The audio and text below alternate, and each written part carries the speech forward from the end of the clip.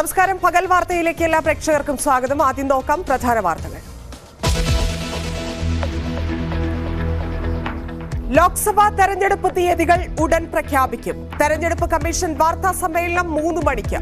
4 സംസ്ഥാനങ്ങളിലെ നിയമസഭാ തെരഞ്ഞെടുപ്പ് തീയതിയും അറിയാം. വികസിത ഇന്ത്യയ്ക്കായി വോട്ട് രേഖപ്പെടുത്തണമെന്ന് പ്രധാനമന്ത്രിയുടെ കത്ത്.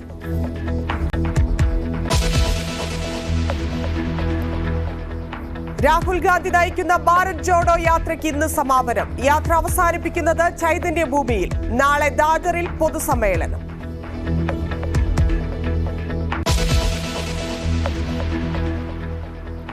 പ്രചാരണ ആവേശത്തിൽ കേരളം. കളം നിറഞ്ഞ മുന്നണികൾ. BDJS എല്ലാ സ്ഥാനാർത്ഥികളെയും പ്രഖ്യാപിച്ചു.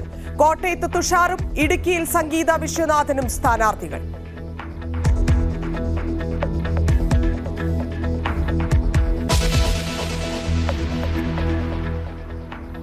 അരവിന്ദ് കെജ്രിവാളിന് ആശ്വാസം. ഡൽഹി മദ്യനയ അഴിമതി കേസിൽ ജാമ്യം. ED സമൻസ് നൽകിയിട്ടും ഹാജരാകാതെ കെജ്രിവാൾ. BRS നേതാവ് കെ കവിതയെ കോടതിയിൽ ഹാജരാക്കി. അറസ്റ്റ് നിയമവിരുദ്ധമെന്ന് കവിത.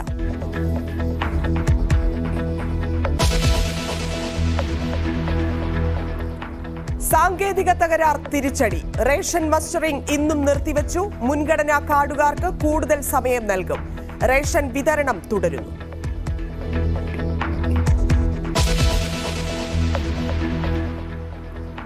ജാസി ഗിഫ്റ്റിന് അപമാനം നേരിട്ടതിൽ ഖേദം പ്രകടിപ്പിച്ചു കോളേജ് പ്രിൻസിപ്പൽ. സാറിനെ ഇൻസൾട്ട് ചെയ്യാൻ ശ്രമിച്ചിട്ടേ ഇല്ല. ഇൻസൾട്ട് ചെയ്യപ്പെട്ടെന്ന് സാറിന് തോന്നിയിട്ടുണ്ടെങ്കിൽ ഞാൻ അത് റിഗ്രറ്റ് ചെയ്യുന്നു. സാഹചര്യം മനസ്സിലായെന്ന് ജാസി. ഇരുവരുടെയും പ്രതികരണം ന്യൂസ് 18-ൽ.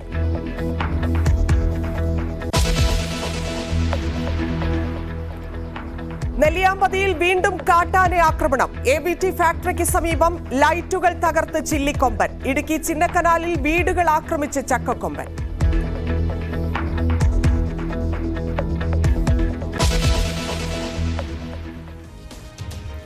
തെരഞ്ഞെടുപ്പെത്തി.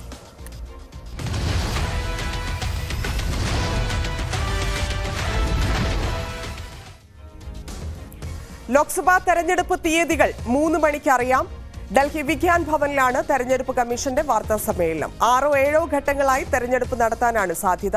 ലോക്സഭാ തെരഞ്ഞെടുപ്പിനൊപ്പം ആന്ധ്രാപ്രദേശ്, സിക്കിം, അരുണാചൽ പ്രദേശ്, ഒഡീഷ നിയമസഭകളിലേക്കുള്ള തെരഞ്ഞെടുപ്പ് തീയതിയും പ്രഖ്യാപിക്കും. വിവരങ്ങളുമായി മനു ഭരത്, ഒപ്പം കേരളത്തിലെ രാഷ്ട്രീയ സാഹചര്യങ്ങൾ വിശദീകരിച്ച് ഡാൻ കുര്യനുമുണ്ട്. ആദ്യം മനുവിലേക്ക്. മനു, എന്തൊക്കെ പ്രതീക്ഷകളാണ്? എങ്ങനെയായിരിക്കും തെരഞ്ഞെടുപ്പിന്റെ ഒരു ചിത്രം എന്നാണ് മനസ്സിലാക്കുന്നത്? ഇന്നിപ്പോൾ വാർത്താ സമ്മേളനത്തിൽ എങ്ങനെയായിരിക്കും എന്നുള്ളത് ഇലക്ഷൻ കമ്മീഷൻ പറയും. പക്ഷേ ഘട്ടം ഘട്ടമായിട്ടായിരിക്കുമോ? കേരളത്തിൽ ഏത് സമയമായിരിക്കും എന്നൊക്കെയുള്ള സൂചനകൾ ലഭ്യമായിട്ടുണ്ടോ? വിവരങ്ങൾ. എന്തായാലും ഘട്ടം ഘട്ടമായി മാത്രമേ തെരഞ്ഞെടുപ്പ് നടത്താൻ കഴിയുകയുള്ളൂ. പക്ഷേ കേരളത്തിൽ അത് ഒറ്റഘട്ടമായി തെരഞ്ഞെടുപ്പ് നടത്താൻ തന്നെയാണ് സാധ്യത. കഴിഞ്ഞ തവണ 7 ഘട്ടങ്ങളിലായാണ് തെരഞ്ഞെടുപ്പ് കമ്മീഷൻ തെരഞ്ഞെടുപ്പ് നടത്തിയത്. അതുകൊണ്ട് തന്നെ ഇത്തവണയും സമാനമായ ഒരു രീതി അവലംബിക്കും എന്നാണ് കരുതുന്നത്. കാരണം കഴിഞ്ഞ തവണ ഈ 10 മാർച്ച് മുതൽ ഏപ്രിൽ 11 വരെ നീണ്ടു നിൽക്കുന്ന 1 മാസക്കാലം പല ഘട്ടങ്ങളിലായി തെരഞ്ഞെടുപ്പ് നടന്നു. കേരളത്തിൽ ഒറ്റ ഘട്ടമായി തെരഞ്ഞെടുപ്പ് നടന്നെങ്കിലും മറ്റ് പശ്ചിമ ബംഗാൾ, ഉത്തർപ്രദേശ്, ബീഹാർ തുടങ്ങിയ സംസ്ഥാനങ്ങളിൽ 7 ഘട്ടങ്ങളിലായാണ് ആ സംസ്ഥാനങ്ങളിലെ തെരഞ്ഞെടുപ്പ് തന്നെ നടന്നത്. ചില സംസ്ഥാനങ്ങളിൽ 2 ഉം 3 ഘട്ടങ്ങളിലായി തെരഞ്ഞെടുപ്പ് നടക്കുകയും ചെയ്തു. ഏതായാലും 7 ഘട്ടങ്ങളിലായി രാജ്യത്തുടനീളം തെരഞ്ഞെടുപ്പ് ഉണ്ടാകും. ചിലപ്പോൾ അത് 8 ഘട്ടങ്ങളിലാകാനും സാധ്യതയുണ്ട് എന്ന വിലയിരുത്തൽ വരുന്നുണ്ട്. ഏതായാലും ഈ സർക്കാരിൻ്റെ കാലാവധി ജൂൺ പകുതിയോടുകൂടി മാത്രമേ അവസാനിക്കുന്നുള്ളൂ. അതിനു മുൻപ് ഒരു കംഫർട്ടബിളായ ഒരു സമയ പശ്ചാത്തലം നൽകിക്കൊണ്ട് കൗണ്ടിംഗ് നടത്തുന്ന രീതിയിലായിരിക്കും തെരഞ്ഞെടുപ്പ്. കേരളത്തിൻ്റെ സാഹചര്യം, അതുപോലെ മറ്റു സംസ്ഥാനങ്ങളുടെ സാഹചര്യമൊക്കെ അവിടുത്തെ സ്കൂൾ വേനൽ അവധികളും അതുപോലെ പ്രാദേശിക ഉത്സവങ്ങളുമൊക്കെ കണക്കിലെടുത്തുകൊണ്ടുള്ള ചില നടപടികളായിരിക്കും ഉണ്ടാകുക എന്ന് വ്യക്തവുമാണ്. ഇതോടൊപ്പം തന്നെ മറ്റ് സംസ്ഥാന അസംബ്ലി ഇലക്ഷനുകൾ കൂടി ഇതോടൊപ്പം നടക്കേണ്ടതുണ്ട്. പ്രത്യേകിച്ച് ഇപ്പോൾ ഈ അരുണാചൽ പ്രദേശ്, അതുപോലെ സിക്കിം തുടങ്ങിയ സംസ്ഥാനങ്ങൾ, ഒഡീഷ, ആന്ധ്രാപ്രദേശ്, ഈ സംസ്ഥാനങ്ങളിൽ പ്രാദേശിക തെരഞ്ഞെടുപ്പുകൾ കൂടി വരുന്നുണ്ട്. ഒരുപക്ഷെ ഇതിൻ്റെ ഭാഗമായി അത് ഉണ്ടാകും, ആ പ്രഖ്യാപനം ഉണ്ടാകും എന്നാണ് നമ്മൾ കരുതുന്നത്. ഇതോടൊപ്പം മറ്റൊരു പ്രധാന കാര്യം, ജമ്മു ആൻഡ് കശ്മീരിലെ അസംബ്ലി തെരഞ്ഞെടുപ്പുകൾ ഉണ്ടാകുമോ എന്ന് പലരും ഉറ്റുനോക്കിയിരുന്നു. എന്നാൽ ഇപ്പോൾ പുറത്തുവരുന്ന സൂചനകൾ അനുസരിച്ച് ജമ്മു ആൻഡ് കശ്മീരിൻ്റെ തെരഞ്ഞെടുപ്പ് തീയതി പ്രഖ്യാപനം ഉണ്ടാകില്ല എന്നാണ് വ്യക്തമായിട്ടുള്ളത്. ഏതായാലും സെപ്റ്റംബറിനുള്ളിൽ അവിടെ അസംബ്ലി തെരഞ്ഞെടുപ്പുകൾ നടത്തേണ്ടതുണ്ട്. ജമ്മുവിൽ നമുക്കറിയാം 114 സീറ്റുകളാണ് പുതിയ ഡീലിമിറ്റേഷൻ നടപടിക്രമങ്ങൾക്ക് ശേഷം ആയി കണ്ടെത്തിയിട്ടുള്ളത്. അതിൽ 24 സീറ്റുകൾ പാക് അധിനിവേശ കശ്മീരിലാണ് ഉള്ളത്. ബാക്കി 90 മണ്ഡലങ്ങളിലാണ് ജമ്മു കശ്മീരിൽ തെരഞ്ഞെടുപ്പ് നടക്കേണ്ടത്. കഴിഞ്ഞ ഒരു 10 വർഷം ആയി ജമ്മുവിൽ തെരഞ്ഞെടുപ്പ് നടന്നിട്ട് എന്ന് വേണമെങ്കിൽ പറയാം. കാരണം 2014 ജമ്മുവിൽ ഇത്തരത്തിൽ ഒരു സഖ്യം BJP PDP സഖ്യം ഉണ്ടായി. അവിടെ ഒരു പ്രാദേശിക തലത്തിൽ ഒരു സഖ്യമുണ്ടാക്കി സർക്കാർ അധികാരത്തിൽ വന്നു. പിന്നെ 2018 ആകുമ്പോഴേക്കും ആ സഖ്യം അധികകാലം നീണ്ടില്ല. ആ സഖ്യം തകരുകയും BJP ജമ്മുവിൽ അവരുടെ പിന്തുണ പിൻവലിക്കുകയും ചെയ്യുന്നു. PDP സർക്കാരുള്ള പിന്തുണ പിൻവലിക്കുകയും ചെയ്തതോടെ സർക്കാർ വീഴുന്നു. പിന്നീട് തുടർന്ന് അങ്ങോട്ട് രാഷ്ട്രപതി ഭരണവും അതിനുശേഷം ഈ ആർട്ടിക്കിൾ 370 റദ്ദ് ചെയ്യുന്നൊരു സാഹചര്യം ഒക്കെ ഉണ്ടായി. അപ്പോൾ ഒരു ദീർഘകാലമായി ജമ്മു കശ്മീരിൽ ജനങ്ങൾക്ക് അവരുടെ സർക്കാരിനെ തിരഞ്ഞെടുക്കാനുള്ള ഒരു അവസരം കിട്ടിയിട്ടില്ല. പക്ഷേ അത് വൈകാതെ തന്നെ ഉണ്ടാകും എന്നുള്ള വിവരങ്ങൾ കൂടി പുറത്തു വരുന്നുണ്ട്. അങ്ങനെ സമഗ്രമായ ഒരു തെരഞ്ഞെടുപ്പിലേക്ക് രാജ്യം നീങ്ങുന്നു. തെരഞ്ഞെടുപ്പിൻ്റെ ഒപ്പം തന്നെ പ്രചരണ പരിപാടികൾ കൊഴുപ്പിക്കുകയാണ് ഇപ്പോൾ വിവിധ രാഷ്ട്രീയ പാർട്ടികൾ. പ്രധാനമന്ത്രി ദക്ഷിണേന്ത്യ കേന്ദ്രീകരിച്ചുള്ള പ്രവർത്തനം നടത്തുന്നു. രാഹുൽ ഗാന്ധി മഹാരാഷ്ട്രയിൽ ആണ്. ഭാരത് ജോഡോ യാത്രയുടെ സമാപനം. ഈ സമാപനം ഒരുപക്ഷെ തെരഞ്ഞെടുപ്പ് പ്രഖ്യാപനം വരുന്നതോടുകൂടി വാർത്തകളിൽ ഇടം പിടിക്കാതെ പോകുമോ എന്ന ആശങ്ക കോൺഗ്രസ് പ്രവർത്തകർ പ്രഖ്യാപിക്കുന്നു. കർഷകർക്കുള്ള നിരവധി ആനുകൂല്യങ്ങൾ ഒരു വശത്ത് രാഹുൽ ഗാന്ധി കഴിഞ്ഞ ദിവസം പ്രഖ്യാപിച്ചു. പ്രധാനമന്ത്രിയും പത്തനംതിട്ടയിൽ വലിയ പ്രഖ്യാപനങ്ങൾ അല്ലെങ്കിൽ വലിയ തരത്തിലുള്ള അവകാശവാദങ്ങൾ ഉന്നയിച്ചു. അടുത്ത സർക്കാർ അധികാരത്തിൽ മോദി സർക്കാർ വരും എന്ന ഒരു ആത്മവിശ്വാസം 400 കടക്കും ഇത്തവണ എന്ന പ്രഖ്യാപനമൊക്കെ പ്രധാനമന്ത്രിയുടെ ഭാഗത്തു നിന്ന് ഉണ്ടായി. ഏതായാലും രാജ്യം ഈ തെരഞ്ഞെടുപ്പ് തീയതികളുമായി കേന്ദ്ര തെരഞ്ഞെടുപ്പ് കമ്മീഷൻ തയ്യാറായിരുന്നു എന്നാണ് വ്യക്തമാകുന്നത്. കാരണം കഴിഞ്ഞ ദിവസം അരുൺ ഗോയൽ രാജിവെച്ചപ്പോൾ തെരഞ്ഞെടുപ്പ് കമ്മീഷണറായിരുന്ന അരുൺ ഗോയൽ രാജിവെച്ചപ്പോൾ അതൊന്നും ഇതിനെ ഒട്ടും ബാധിച്ചില്ല എന്നാണ് വ്യക്തമാകുന്നത്. കാരണം പെട്ടെന്ന് തന്നെ നിയമമന്ത്രി അർജുൻ മേഘ്വാളിൻ്റെ നേതൃത്വത്തിലുള്ള സംഘം പെട്ടെന്ന് തന്നെ ഒരു പാനൽ തയ്യാറാക്കി. ആ പാനലിൻ്റെ അടിസ്ഥാനത്തിൽ പുതിയ തെരഞ്ഞെടുപ്പ് കമ്മീഷണറെ നിയമിക്കുന്നതിന് വേണ്ടിയുള്ള പ്രധാനമന്ത്രി നേതൃത്വം നൽകുന്ന, അതുപോലെ പ്രതിപക്ഷത്തു നിന്നുള്ള പ്രധാന പാർട്ടിയുടെ തലവനും ഒക്കെ ഉൾപ്പെടുന്ന സംഘം അല്ലെങ്കിൽ ആ പാനലിലെ പരിശോധിക്കുകയും ആ പാനലിൽ നിന്ന് 2 ആളുകളെ തിരഞ്ഞെടുക്കുകയും ചെയ്തു. അതിൻ്റെ അടുത്ത ദിവസം തന്നെ ഈ ഇരുവരും, അതായത് ജ്ഞാനേന്ദർ കുമാറും അതുപോലെ തന്നെ സുഖ്ബീന്ദർ സിംഗ് സന്ധുവും അവരുടെ ചുമതലയേറ്റ അടുത്ത ദിവസങ്ങൾ തന്നെ ഈ യോഗം ചേരുകയും തെരഞ്ഞെടുപ്പ് തീയതി പ്രഖ്യാപിക്കുന്നതിന് വേണ്ടിയുള്ള നടപടിക്രമങ്ങളിലേക്ക് കടക്കുകയും ചെയ്തു. അപ്പോൾ അതിനൊക്കെ എല്ലാവിധ തയ്യാറെടുപ്പുകളും തെരഞ്ഞെടുപ്പ് കമ്മീഷൻ നടത്തിയിരുന്നു എന്ന് വ്യക്തമാണ്. നേരത്തെ തന്നെ തെരഞ്ഞെടുപ്പ് കമ്മീഷൻ്റെ പ്രതിനിധികൾ പല സംസ്ഥാനങ്ങൾ സന്ദർശിച്ചിരുന്നു. തെരഞ്ഞെടുപ്പ് കമ്മീഷൻ തന്നെ ചീഫ് ഇലക്ഷൻ കമ്മീഷണർ തന്നെ നേരിട്ട് പല സാഹചര്യങ്ങളും വിലയിരുത്തുകയൊക്കെ ചെയ്തിരുന്നു. അപ്പോൾ രാജ്യം വലിയ ഒരു തെരഞ്ഞെടുപ്പിലേക്ക് നീങ്ങുന്നു. എന്നോടൊപ്പം ഈ കേരളത്തിൻ്റെ ഒരു സാഹചര്യങ്ങൾ വിശദീകരിക്കാൻ ഡാൻ കുര്യൻ കൂടി ചേരുന്നുണ്ട്. ഡാൻ, കഴിഞ്ഞ തവണ ഒറ്റഘട്ടം ആണ് തെരഞ്ഞെടുപ്പ് നടന്നത്. കേരളത്തിൽ അങ്ങനെ ഘട്ടം ഘട്ടമായി തെരഞ്ഞെടുപ്പ് നടത്തേണ്ട ഒരു വലിയ സാഹചര്യം ബീഹാറിലുള്ളതുപോലെയോ ഉത്തർപ്രദേശിലുള്ള പോലെയോ ഇല്ല. പെട്ടെന്ന് ഇപ്പം സുരക്ഷാ സംവിധാനങ്ങൾ ഏർപ്പെടുത്താനും ഒക്കെ കഴിയുന്നൊരു സാഹചര്യമാണെന്നല്ലേ നമ്മൾ കരുതേണ്ടത്? സ്വാഭാവികമായി മനു, കേരളത്തിൻ്റെ പശ്ചാത്തലത്തിൽ ഒറ്റഘട്ടമായി തന്നെയായിരിക്കും തെരഞ്ഞെടുപ്പ് നടക്കുക എന്ന തരത്തിലുള്ള സൂചനകളാണ് പുറത്തു വരുന്നത്. നേരത്തെയും അങ്ങനെ തന്നെയായിരുന്നു. എന്തായാലും ഈ വിജ്ഞാപനം വരാനിരിക്കെ തന്നെ പ്രചാരണം സജീവമാക്കിയിരിക്കുകയാണ് 3 മുന്നണികളും. ഇന്ന് BDJSൻ്റെ സ്ഥാനാർത്ഥികളെ കൂടി കോട്ടയത്തും ഇടുക്കിയിലും പ്രഖ്യാപിച്ചതോടെ BJPയും NDAയുടെയും ഏതാണ്ട് പട്ടിക പൂർണ്ണമാകുന്ന തരത്തിലേക്ക് കാര്യമെത്തുകയാണ്. പക്ഷേ നമുക്ക് ലഭ്യമാകുന്ന ചില വിവരങ്ങൾ കൊല്ലത്തേക്ക് BJPയുടെ സ്ഥാനാർത്ഥിയായി ആരെത്തുമെന്ന കാര്യത്തിൽ ചില അഭ്യൂഹങ്ങളൊക്കെ നിലനിന്നിരുന്നു. അവിടേക്ക് ഒരു സർപ്രൈസ് മുഖം എത്താനുള്ള സാധ്യതയുണ്ട് എന്ന തരത്തിലുള്ള സൂചനകളൊക്കെ പുറത്തു വരുന്നുണ്ടായിരുന്നു. എന്തായാലും LDFും BJPയും തമ്മിലാണ് പോരാട്ടം നടക്കുന്നതെന്ന് ഇടത് നേതാക്കൾ ഒരു വശത്ത് പ്രചരിപ്പിക്കുന്നതിനിടയിൽ അതിന് കൃത്യമായ മറുപടിയുമായി കോൺഗ്രസ് നേതാക്കളൊക്കെ രംഗത്തെത്തിയിരിക്കുകയാണ്. ഡൽഹിയിലേക്ക് ഇടത് MPമാരെ അയക്കുന്നത് വേസ്റ്റാണ് എന്ന് പറഞ്ഞുകൊണ്ട് ശശി തരൂർ തന്നെ ആ പ്രചാരണത്തിന് തുടക്കം കുറിക്കുകയും ചെയ്തിരിക്കുകയാണ്. എന്തായാലും തിരുവനന്തപുരം അടക്കമുള്ള മണ്ഡലങ്ങളിൽ ശക്തമായ ത്രികോണ മത്സരം നടക്കുമ്പോൾ അത് തൃശ്ശൂരിലേക്ക് എത്തുമ്പോൾ വലിയ തരത്തിൽ ദേശീയ ശ്രദ്ധ ആകർഷിക്കുന്ന തരത്തിലുള്ള ഒരു തെരഞ്ഞെടുപ്പ് ഗോതയായി തൃശ്ശൂർ മണ്ഡലം മാറുന്നു എന്നതാണ് ഈ തെരഞ്ഞെടുപ്പിലെ ഏറ്റവും പ്രധാനപ്പെട്ട കാര്യം. അതോടൊപ്പം തന്നെ ഏതെങ്കിലും തരത്തിൽ കേരളത്തിൽ താമര വിരിയാനുള്ള സാധ്യതയുണ്ടോ? അങ്ങനെ വിരിഞ്ഞാൽ അതിൻ്റെ ഉത്തരവാദിത്വം ആരായിരിക്കും? ഇതടക്കമുള്ള കാര്യങ്ങളിലേക്ക് രാഷ്ട്രീയ കേന്ദ്രങ്ങളിലെ ചർച്ചകൾ നീങ്ങുന്ന ഒരു പശ്ചാത്തലം കൂടിയുണ്ട്. എന്തായാലും പ്രചാരണം കൊഴുക്കുകയാണ്. 3 മണിക്ക് വിജ്ഞാപനം വരുന്നതോടുകൂടി ആവേശം അതിൻ്റെ പാരമ്യത്തിലെത്തുന്ന ഒരു സാഹചര്യമായിരിക്കും ഉണ്ടാകും. അതാണ് ധന്യ ഡാൻ കുര്യന് നൽകാനുള്ള വിവരങ്ങൾ. മനു, ഇവിടെ നമുക്കറിയാം നേരത്തെ പ്രചരണം തുടങ്ങിയ സ്റ്റേറ്റാണ് കേരളം. ഇന്നിപ്പോൾ ഔദ്യോഗികമായിട്ട് തീയതി പ്രഖ്യാപിച്ചതിന് ശേഷം ഏതു തരത്തിലായിരിക്കും കുറച്ചുകൂടി സിസ്റ്റമാറ്റിക് ആയിട്ടൊക്കെയുള്ള തീരുമാനങ്ങൾ മുന്നണികൾ എടുത്തിട്ടുണ്ടാകും. ഇനിയുള്ള പ്രചരണ പരിപാടികൾ എത്തരത്തിലായിരിക്കും? ഇനിയും ചില മണ്ഡലങ്ങളിലൊക്കെ സ്ഥാനാർത്ഥികളെ അറിയാനുണ്ട്, പ്രത്യേകിച്ച് BJPയുടെ. അപ്പോൾ അതും കൂടി കണക്കിലെടുത്ത് എങ്ങനെ നീങ്ങാനായിരിക്കും ഉദ്ദേശിക്കുന്നത് മുന്നണി?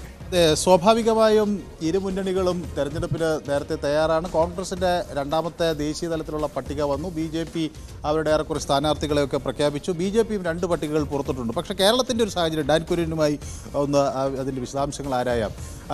ഇനിയും ഒരു ചിത്രം വ്യക്തമല്ലാത്തൊരു സാഹചര്യമില്ല. ആകെ ഒന്നോ രണ്ടോ ഇപ്പോൾ ഡാൻ സൂചിപ്പിച്ചതുപോലെ സർപ്രൈസുകൾ പ്രതീക്ഷിക്കുന്നു കൊല്ലത്ത് എന്നൊക്കെ പറയും.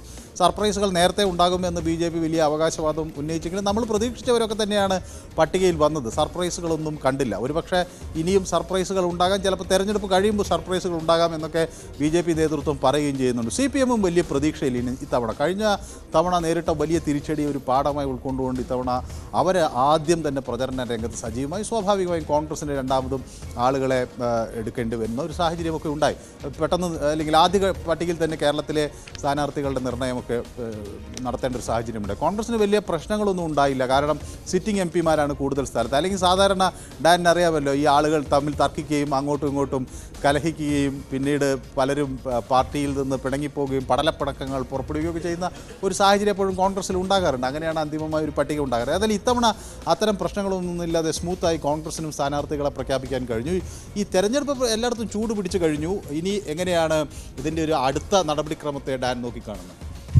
സ്വാഭാവികമായി വിജ്ഞാപനം വരുന്നതോടുകൂടി ഔദ്യോഗികമായി അതിൻ്റെ മറ്റ് തരത്തിലുള്ള നടപടികളിലേക്ക് എല്ലാ പാർട്ടികളും കടക്കും. പക്ഷേ ഇവിടെ എടുത്തു പറയേണ്ട കാര്യം, കഴിഞ്ഞ 6 മാസമായി ക്ഷേമ പെൻഷൻ മുടങ്ങിക്കിടക്കുകയാണ്. അത് ജനങ്ങളോട് സർക്കാർ ചെയ്യുന്ന ക്രൂരതയാണ് എന്ന തരത്തിലുള്ള വിമർശനങ്ങൾ നിയമസഭാ സമ്മേളന കാലത്തടക്കം പ്രതിപക്ഷത്തിൻ്റെ ഭാഗത്ത് നിന്ന് സർക്കാരിനെതിരെ ഉയർന്നു കേട്ടതാണ്. അവിടെ ഇന്ന് തെരഞ്ഞെടുപ്പിൻ്റെ വിജ്ഞാപനം ഉണ്ടാകും എന്ന അറിയിപ്പ് ഇലക്ഷൻ കമ്മീഷൻ്റെ ഭാഗത്ത് നിന്ന് വന്നതിന് തൊട്ടു പിന്നാലെ ഏപ്രിൽ മാസം, അതായത് 3 മാസത്തെ കുടിശ്ശിക അത് കൊടുത്തു തീർക്കുന്ന തരത്തിലേക്ക് നടപടികൾ കൈക്കൊണ്ടിരിക്കുന്നു.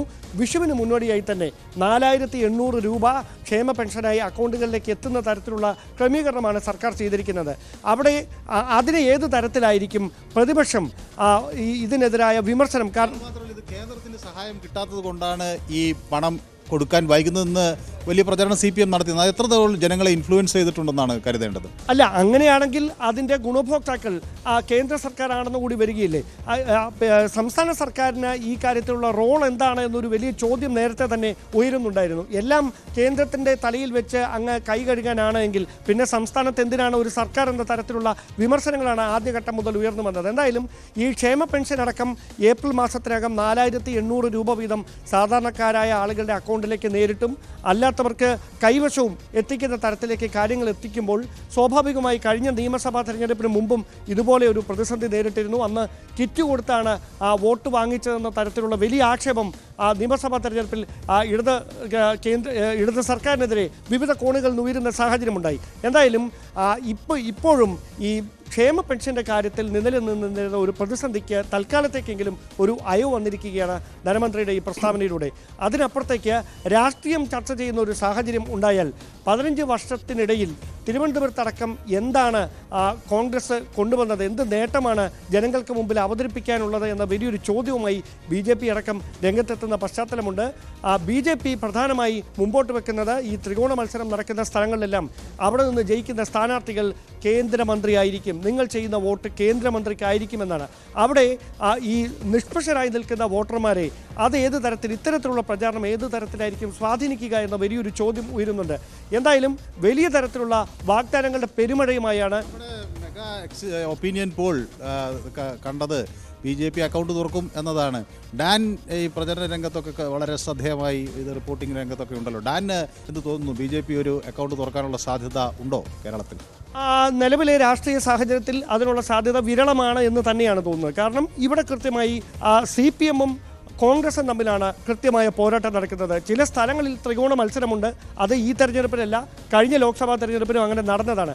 അതിനപ്പുറത്തേക്ക് താമര വിരിയുന്ന തരത്തിലേക്ക് കാര്യങ്ങൾ എത്തിയാൽ അത് ഈ നിലവിലുള്ള വോട്ട് ബാങ്കിൽ അല്ലെങ്കിൽ അത് CPM-നായാലും കോൺഗ്രസിനായാലും ആ വോട്ട് വിഹിതത്തിൽ കുറവ് വന്നാൽ മാത്രം സംഭവിക്കുന്ന കാര്യമാണ്.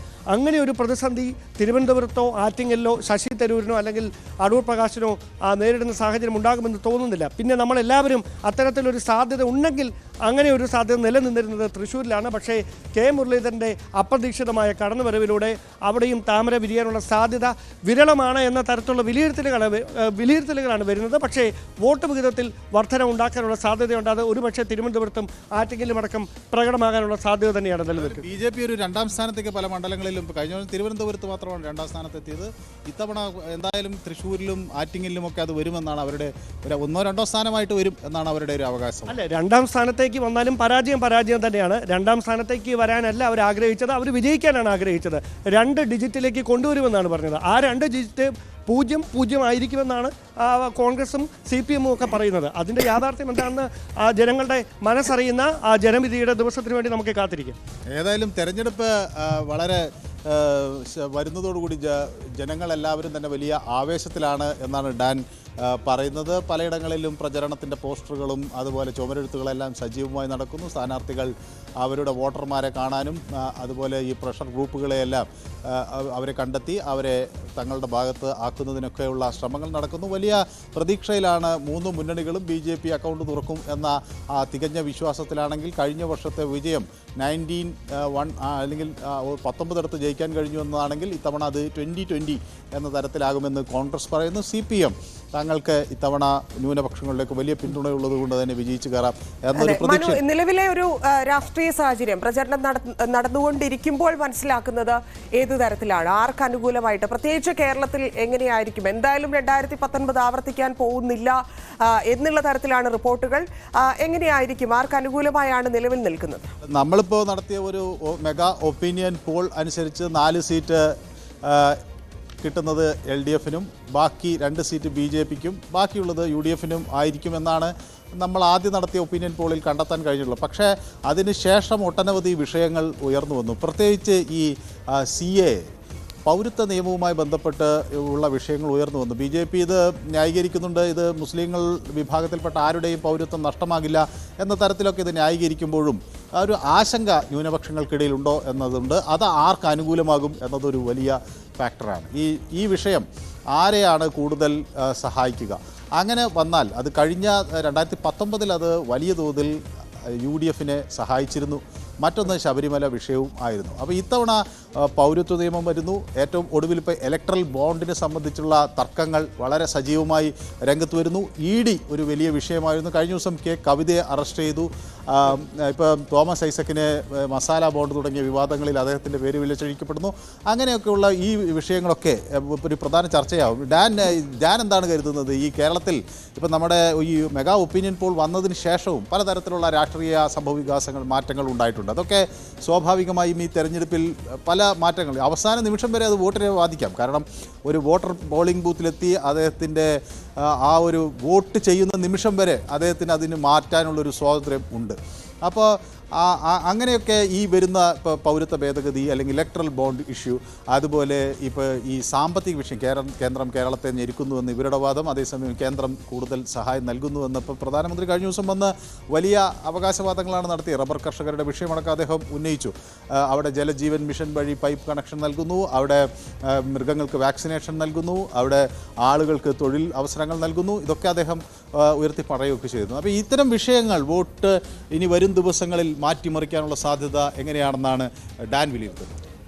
മനു, അതായത് ഈ ഭൗതികമായി നമ്മൾ വിലയിരുത്തുന്ന പോലെ അല്ലെങ്കിൽ അതൊരു വലിയ തരത്തിൽ നിന്ന് അതിനെ അവലോകനം ചെയ്തൊന്നും ആയിരിക്കത്തില്ല സാധാരണക്കാരായ വോട്ടർമാർ പോളിംഗ് ബൂത്തുകളിലേക്ക് എത്തുക. അവരെ കൃത്യമായി അവരുടെ ജനജീവിതത്തെ നേരിട്ട് ബാധിക്കുന്ന തരത്തിലുള്ള ഇടപെടലുകൾ സർക്കാരിൻ്റെ ഭാഗത്തുനിന്ന് ഉണ്ടായിട്ടുണ്ടെങ്കിൽ അതിനുള്ള പ്രതിഫലനം തന്നെയായിരിക്കും വോട്ടായി അവർ രേഖപ്പെടുത്തുക. അങ്ങനെ വരുമ്പോൾ 2 രൂപ മാത്രമാണ് ഇന്ധനത്തിൻ്റെ വില കുറച്ചിരിക്കുന്നത്.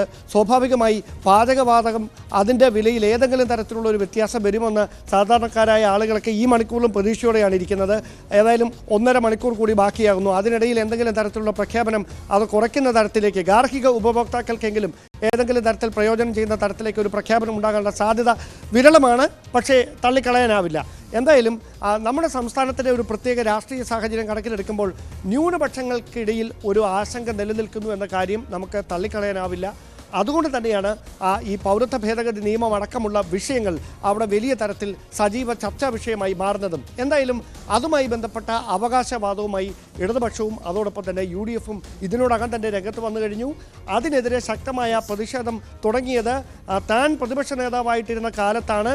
അന്ന് മുഖ്യമന്ത്രിയുമായി ഒന്നിച്ച് പാളയത്തിൽ നിന്ന് തുടങ്ങിയ പ്രതിഷേധങ്ങൾ പിന്നീട് മരവിപ്പിച്ചത്, അല്ലെങ്കിൽ അതുമായി ബന്ധപ്പെട്ട തുടർന്നങ്ങോട്ടുള്ള പ്രതിഷേധങ്ങൾക്കെതിരെ ആ കേസെടുത്ത് പിൻവലിക്കാൻ പോലും തയ്യാറാകാതിരുന്നത് ഇടത് സർക്കാരാണ്. പല വിഷയങ്ങൾ ഇപ്പൊ സ്റ്റേറ്റിനെ ബാധിച്ചതോ ഇല്ലെങ്കിൽ ഇവിടുത്തെ ജനങ്ങളെ മാത്രമല്ല ദേശീയ വിഷയങ്ങൾ ഉൾപ്പെടെ ചർച്ചയാകാൻ പോകുന്ന ലോക്സഭാ തെരഞ്ഞെടുപ്പിന്റെ തീയതിയാണ് ഡാൻ നേരത്തെ പറഞ്ഞതുപോലെ 1.5 മണിക്കൂർ കഴിഞ്ഞാൽ പ്രഖ്യാപിക്കാൻ പോകുന്നത്. ലോക്സഭാ തെരഞ്ഞെടുപ്പ് പ്രഖ്യാപനത്തിന് മുൻപ് ജനങ്ങൾക്ക് പ്രധാനമന്ത്രിയുടെ ഒരു തുറന്ന കത്തുണ്ടായിരുന്നു. പ്രിയപ്പെട്ട കുടുംബാംഗങ്ങളെ എന്ന അഭിസംബോധനയോടെയാണ് 10 വർഷത്തെ ഭരണ നേട്ടങ്ങൾ വിശദീകരിക്കുന്ന കത്ത് തുടങ്ങുന്നത്. രാജ്യത്തെ 140 കോടി വരുന്ന ജനങ്ങളുടെ വിശ്വാസവും പിന്തുണയുമാണ് തനിക്ക് പ്രചോദനമെന്ന് കത്തിൽ മോദി പറയുന്നു. വികസിത് ഭാരത് നിർമ്മാണത്തിനായുള്ള ആശയങ്ങളും നിർദ്ദേശങ്ങളും മോദി ജനങ്ങളിൽ നിന്ന് ക്ഷണിച്ചു.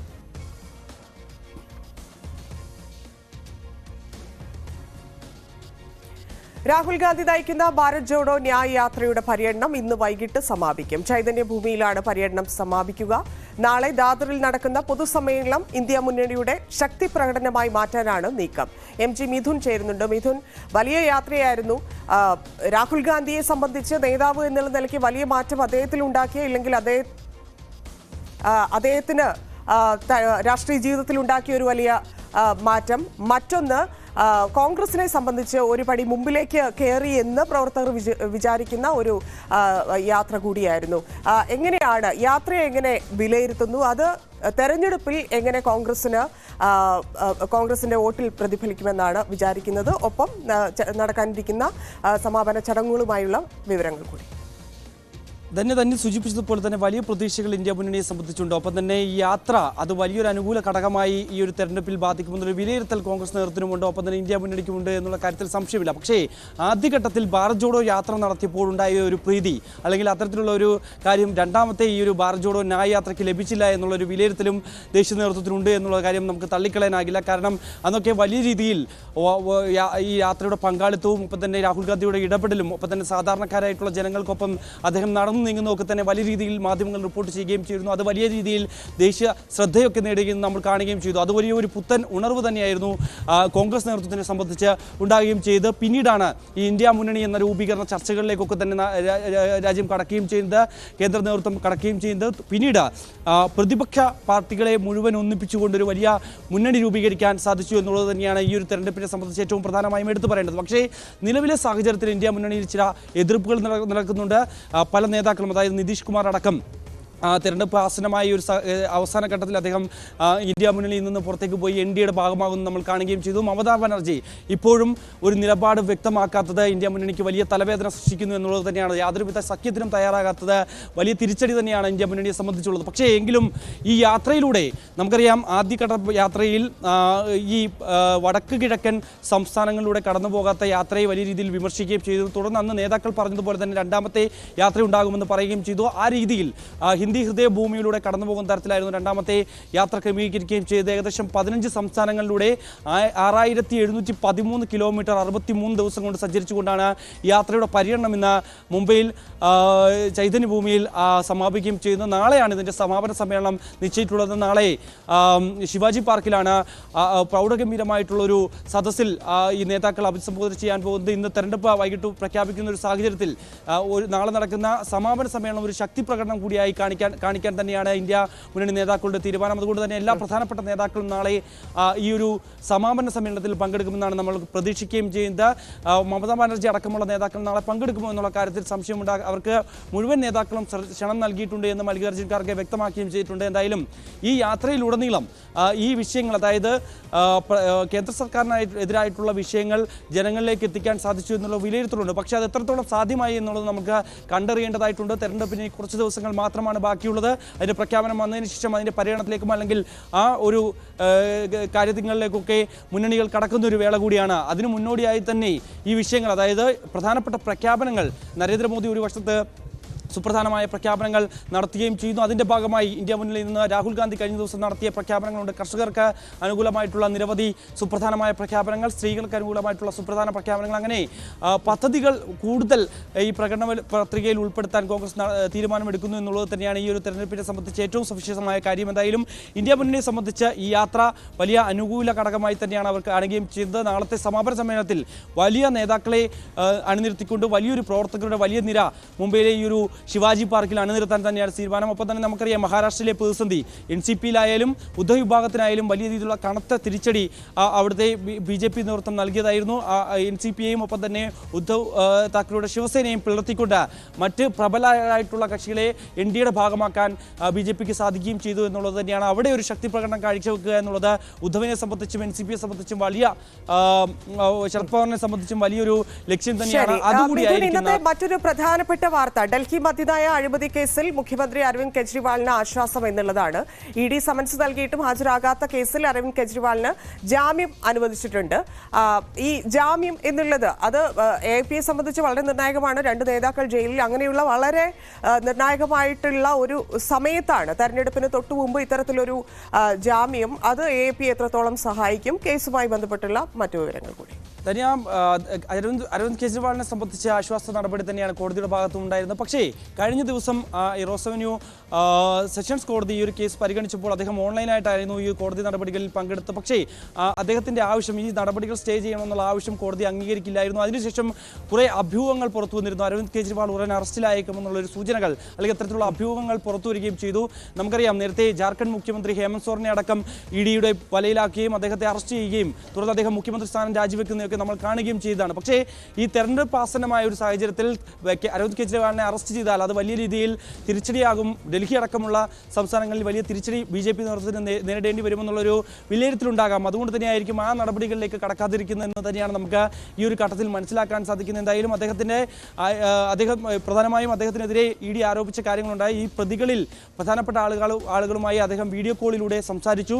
ഒപ്പം തന്നെ മലയാളിയായിട്ടുള്ള വിജയ് നായരുമായി ഇടനില നിൽക്കണമെന്നുള്ള ആവശ്യം അല്ലെങ്കിൽ ഒത്തുചേർന്ന് പ്രവർത്തിക്കണമെന്നുള്ള ആവശ്യം അരവിന്ദ് കെജ്രിവാൾ മുന്നോട്ട് വെച്ചിട്ടുണ്ട് എന്നുള്ള ആരോപണമാണ് പ്രധാനമായും ED മുന്നോട്ട് വയ്ക്കുകയും ചെയ്തത്. ഇതിനെതിരെ 5 തവണ സമൻസ് നൽകിയിരുന്നെങ്കിലും അദ്ദേഹം തയ്യാറാകാൻ കൂട്ടാക്കിയിരുന്നില്ല. അതിനെതിരെയായിരുന്നു ED കോടതി സമീപിക്കുകയും ചെയ്തത്. എന്തായാലും ആ നടപടിയിൽ ഇപ്പോൾ അരവിന്ദ് കെജ്രിവാളിന് മുൻകൂർ ജാമ്യം ഡൽഹി റോസവന്യൂ കോടതി നൽകുകയും ചെയ്തിരിക്കുന്നു. എന്തായാലും തെരഞ്ഞെടുപ്പ് ആസന്നമായ ഒരു സാഹചര്യത്തിൽ അത് അരവിന്ദ് കെജ്രിവാളിനെയും ഒപ്പം തന്നെ ആം ആദ്മിയെയും സംബന്ധിച്ച് വലിയ ആശ്വാസം തന്നെയാണ്. മറ്റൊരു പ്രധാനപ്പെട്ട കാര്യം, കഴിഞ്ഞ ദിവസമാണ് കെ കവിതയെ, BRS നേതാവ് കൂടിയായിട്ടുള്ള കെ കവിതയെ അറസ്റ്റ് രേഖപ്പെടുന്നത്. രാവിലെ കവിതയുടെ വീട്ടിലെത്തി പരിശോധനയ്ക്ക് ശേഷമാണ് കൂടുതൽ തെളിവുകൾ ലഭിച്ചതിൻ്റെ അടിസ്ഥാനത്തിലാണ് അറസ്റ്റ് എന്നാണ് ED വൃത്തങ്ങൾ നൽകുന്ന വിവരം. ഇന്ന് രാവിലെ അവരെ റോസവന്യൂ കോടതിയിൽ ഹാജരാക്കിയ ശേഷം EDയുടെ കസ്റ്റഡിയിൽ വിട്ടത് എന്നാണ് മനസ്സിലാക്കാൻ സാധിക്കുന്നത്. എന്തായാലും കൂടുതൽ പ്രതികൾക്കൊപ്പം ഇരുത്തി കൂടുതൽ ചോദ്യം ചെയ്യുന്ന നടപടികളിലേക്ക് കടക്കുമെന്നാണ് അറിയിച്ചിരിക്കുന്നത്. എന്തായാലും ഇക്കാര്യത്തിൽ രാഷ്ട്രീയപ്രേരിതമായിട്ടുള്ള നീക്കമാണ് EDയുടെ ഭാഗത്തുനിന്നും ഉണ്ടായിരിക്കുന്നത് എന്നുള്ള പ്രതികരണമാണ് കെ കവിതയുടെ ഭാഗത്തുനിന്നും ഉണ്ടായിരിക്കുന്നത്. എന്തായാലും രാഷ്ട്രീയപരമായി തന്നെ നീങ്ങാനുള്ള നിയമ നടപടികളുമായി നീങ്ങാൻ തന്നെയാണ് BRSന്റെ തീരുമാനമെന്നാണ് ഈ ഒരു ഘട്ടത്തിൽ മനസ്സിലാക്കുന്നത്. എന്തായാലും അരവിന്ദ് കെജ്രിവാളിനെ സംബന്ധിച്ച് ഈ ഡൽഹി മദ്യനയ കേസുമായി ബന്ധപ്പെട്ട വലിയ ആശ്വാസം തന്നെയാണ് ഈ ഒരു കോടതിയുടെ നടപടിയിലുണ്ടായിരിക്കുന്നത്. നന്ദി മിഥുൻ. ഇലക്ട്രൽ ബോണ്ടിൽ കൂടുതൽ വിവരങ്ങൾ പുറത്ത്. ലോട്ടറി രാജാവ് സാന്റിയാഗോ മാർട്ടിന്റെ കമ്പനിയെക്കുറിച്ച് കേന്ദ്രം സംസ്ഥാനങ്ങൾക്ക് മുന്നറിയിപ്പ് നൽകിയതിന് പിന്നാലെ കമ്പനി ബോണ്ടുകൾ വാങ്ങാൻ തുടങ്ങിയെന്ന വിവരമാണ് പുറത്തുവന്നത്. പശ്ചിമബംഗാൾ, മഹാരാഷ്ട്ര, പഞ്ചാബ് തുടങ്ങി 8 സംസ്ഥാനങ്ങൾക്കായിരുന്നു ക്രമക്കേടുകൾ ചൂണ്ടിക്കാട്ടി 2019 സെപ്റ്റംബർ 23-ന് കേന്ദ്ര ആഭ്യന്തര മന്ത്രാലയം മുന്നറിയിപ്പ് നൽകിയിരുന്നത്. എന്നാൽ ഒരു മാസത്തിനുള്ളിൽ 190 കോടി രൂപയുടെ ബോണ്ട് സാന്റിയാഗോ മാർട്ടിന്റെ ഉടമസ്ഥതയിലുള്ള ഫ്യൂച്ചർ ഗെയിമിംഗ് ആൻഡ് ഹോട്ടൽസ് സ്വന്തമാക്കി. 1318 കോടി രൂപയാണ് സാന്റിയാഗോ മാർട്ടിന്റെ കമ്പനി സംഭാവനയായി നൽകിയത്.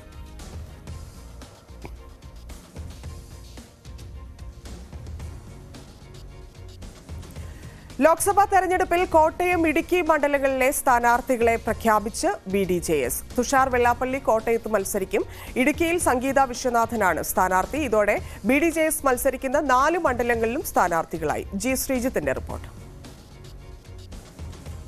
ഏതായാലും തുഷാർ വെള്ളാപ്പള്ളി തന്നെ കോട്ടയത്ത് മത്സരിക്കാൻ തീരുമാനിച്ചിരിക്കുന്നു എന്നുള്ളതാണ് ഏറ്റവും ഒടുവിൽ നമുക്ക് നൽകാൻ കഴിയുന്ന വിവരം. തുഷാർ വെള്ളാപ്പള്ളിയുടെ പേരായിരുന്നു തുടക്കം മുതൽ ഉണ്ടായിരുന്നത്. പക്ഷേ അവർ ഒരു പ്രഖ്യാപനത്തിലേക്ക് എത്തിയിരുന്നില്ല. സംഗീത വിശ്വനാഥൻ തൃശ്ശൂരിൽ നിന്നുള്ള നേതാവാണ്. അവർ ഇടുക്കിയിലും മത്സരിക്കും. എന്തായാലും വളരെ പ്രതീക്ഷയോടുകൂടിയാണ് മത്സരമെന്നാണ് തുഷാർ വെള്ളാപ്പള്ളി പറയുന്നത്. കോട്ടയത്ത് വിജയിക്കാനാകുന്ന സാഹചര്യം തന്നെയാണ് ഉള്ളത്. പ്രധാനമായും റബ്ബർ വില 250 രൂപയാക്കും, ഇതിൽ കേന്ദ്ര സർക്കാരിൻ്റെ ഉറപ്പ് ലഭിച്ചിട്ടുണ്ട് എന്ന് പറഞ്ഞുകൊണ്ട് റബ്ബർ വില വർധനവ് അടക്കമുള്ള വാഗ്ദാനങ്ങൾ നൽകിക്കൊണ്ടാണ് തുഷാർ കോട്ടയത്ത് മത്സരിക്കുന്നത്. ഇടുക്കിയിലെ കാൻഡിഡേറ്റായിട്ട് ഞങ്ങൾ സംഗീത വിശ്വനാഥനെയാണ് ഫിക്സ് ചെയ്തിട്ടുള്ളത്. കഴിഞ്ഞ പ്രാവശ്യം അവിടെ നിയമസഭാ ഇലക്ഷൻ മത്സരിച്ചതാണ്. കോട്ടയത്താണ് ഞാൻ മത്സരിക്കുന്നുള്ള പ്രസ് റിലീസ് നിങ്ങൾക്ക് കണ്ടിട്ടുള്ളതാണ്. ഞങ്ങളുടെ സ്ഥാനാർത്ഥികൾ 4 സ്ഥാനാർത്ഥികളാണ് ഞങ്ങൾ മത്സരിക്കുന്നത്. ആ 4 പേരുടെയും പേരുകൾ ഡിക്ലെയർ ചെയ്ത് 2 പേര് ഓൾറെഡി വർക്ക് സ്റ്റാർട്ട് ചെയ്ത് കഴിഞ്ഞു. ഞങ്ങൾ 2 പേര് ഇപ്പോൾ ഇതിന് മുമ്പ് തന്നെ അത്യാവശ്യം കാണേണ്ട എല്ലാവരുമായി ഞാൻ മീറ്റ് ചെയ്തിരുന്നു. ബാക്കിയുള്ളവരൊക്കെ ആയി സജീവ്. ഇന്നു മുതൽ ബാക്കിയുള്ളവരെല്ലാം ഇലക്ഷൻ പ്രചരണം 18-ാം തീയതി കോട്ടയത്ത് എൻ്റെ ലോഞ്ചിങ് ചെയ്യാനുള്ള 18-ാം തീയതിയാണ് സമ്മേളനം. 4 മണിക്കാണ് വെച്ചിരിക്കുന്നത്. ഗവൺമെൻറ് സംവിധാനത്തിൽ സെൻട്രൽ ഗവൺമെൻറ്റിൻ്റെയോ സ്റ്റേറ്റ് ഗവൺമെൻറ്റിൻ്റെയോ ഒരു ടൂറിസം പ്രൊമോഷൻ ആക്ടിവിറ്റീസ് ശരിക്കും പറഞ്ഞാൽ കുമരകത്തില്ല. നമുക്കത് കൊണ്ടുവരണമെന്നുണ്ടെങ്കിൽ തീർച്ചയായും സെൻട്രൽ ഗവൺമെൻറ് സഹായം വേണ്ടത്. അത് ശരിക്കും പറഞ്ഞാൽ ഈ പറയുന്ന കുമരകം മാത്രമല്ല, ആലപ്പുഴ ഉൾപ്പെടെയുള്ള മുഴുവൻ പ്രദേശങ്ങളും എടുത്തുകൊണ്ട് അവിടെ വലിയ പ്രോജക്റ്റ് ഇംപ്ലിമെൻറ്റ് ചെയ്താൽ മാത്രമേ അവിടെ നമുക്ക് വലിയ രീതിയിൽ ഡെവലപ്പ് ചെയ്യാൻ കഴിയും. ടൂറിസം മേഖലയിൽ കാര്യമായ ഇടപെടൽ തന്റെ ഭാഗത്ത് നിന്നുണ്ടാകുമെന്നും തുഷാർ പറയുന്നു. പ്രത്യേകിച്ച് കുമരകവും ആലപ്പുഴയും ഉൾപ്പെടെയുള്ള മേഖലകളിൽ കേന്ദ്ര പദ്ധതികൾ തന്നെ വലിയ പദ്ധതികൾ തന്നെ കൊണ്ടുവരേണ്ടതുണ്ട്. ഇതിനായി തന്റെ ഇടപെടൽ ഉണ്ടാകുമെന്നും തുഷാർ വെള്ളാപ്പള്ളി വ്യക്തമാക്കുകയാണ്. എന്തായാലും BDJSന്റെ വരവോടെ കോട്ടയത്ത് ഒരു ത്രികോണ മത്സരം ഉണ്ടാകുന്നു എന്നതാണ് തുഷാറിന്റെ ഒരു അവകാശവാദം. ഒരു കാര്യം ഉറപ്പാണ്, കഴിഞ്ഞ തവണത്തെ ഒരു വോട്ടിംഗ് പാറ്റേണിൽ നിന്ന് മാറി നിന്നിട്ടുള്ള ഒരു തെരഞ്ഞെടുപ്പ് രീതിയിലേക്കായിരിക്കും ഇത്തവണ കോട്ടയം സാക്ഷിയാകുക. പ്രത്യേകിച്ച് SNDP യോഗത്തിന് വലിയ സ്വാധീനമുള്ള ഒരു ലോക്സഭാ മണ്ഡലം കൂടിയാണ് കോട്ടയം. പക്ഷേ അത് പരമ്പരാഗതമായി CPMന് കിട്ടുന്ന വോട്ടുകളാണുള്ളത്. ഇത്തവണ CPM സ്ഥാനാർത്ഥിയല്ല, പകരം കേരള കോൺഗ്രസ് എമ്മിൻ്റെ തോമസ് ചാഴിക്കാടനാണ് ഇടതുപക്ഷത്തെ ഇവിടെ പ്രതിനിധീകരിച്ച് മത്സരിക്കുന്നത്. സ്വാഭാവികമായും BJPക്ക് ലഭിച്ചിരുന്ന പരമ്പരാഗത വോട്ടുകൾ പലതും BDJS എന്ന നിലയിൽ BJPക്ക് തന്നെ NDAക്ക് തന്നെ ലഭിക്കുമോ എന്ന സംശയവും അവിടെ ബാക്കിയാണ്. അത് UDFലേക്ക് പോകാനുള്ള സാധ്യതയും തള്ളിക്കളയാനാകില്ല. എന്തായാലും കടുത്ത മത്സരത്തിനിറങ്ങുന്നു, കടുത്ത പോരാട്ടത്തിനിറങ്ങുന്നു. അങ്ങനെ മണ്ഡലത്തിൽ മികച്ച പ്രകടനം കാഴ്ചവെക്കുക എന്നുള്ളതാണ്. കഴിഞ്ഞ തവണ 1.5 ലക്ഷം വോട്ടാണ് PC തോമസിന് ലഭിച്ചിരുന്നത്. അതിൽ നിന്നും വളരെ മുന്നോട്ട് പോയി ശക്തമായൊരു ത്രികോണ മത്സരം കാഴ്ചവെക്കുക എന്ന് തന്നെയാണ് BDJS ലക്ഷ്യം വെക്കുന്നത്. ശ്രീജിത്തിന്റെ റിപ്പോർട്ടാണ് കണ്ടത്. ഇടത് സ്ഥാനാർത്ഥികളെ ഡൽഹിയിലേക്ക് അയക്കുന്നതിന് വേസ്റ്റ് ആണെന്ന് ശശി തരൂർ MP. തിരുവനന്തപുരത്തെ NDA സ്ഥാനാർത്ഥിയെ ഗൗരവത്തോടെയാണ് കാണുന്നത്. താനൊന്നും ചെയ്തിട്ടില്ല എന്ന് വിമർശിക്കുന്നവർക്കുള്ള മറുപടിയാണ് വികസന രേഖയെന്നും ശശി തരൂർ.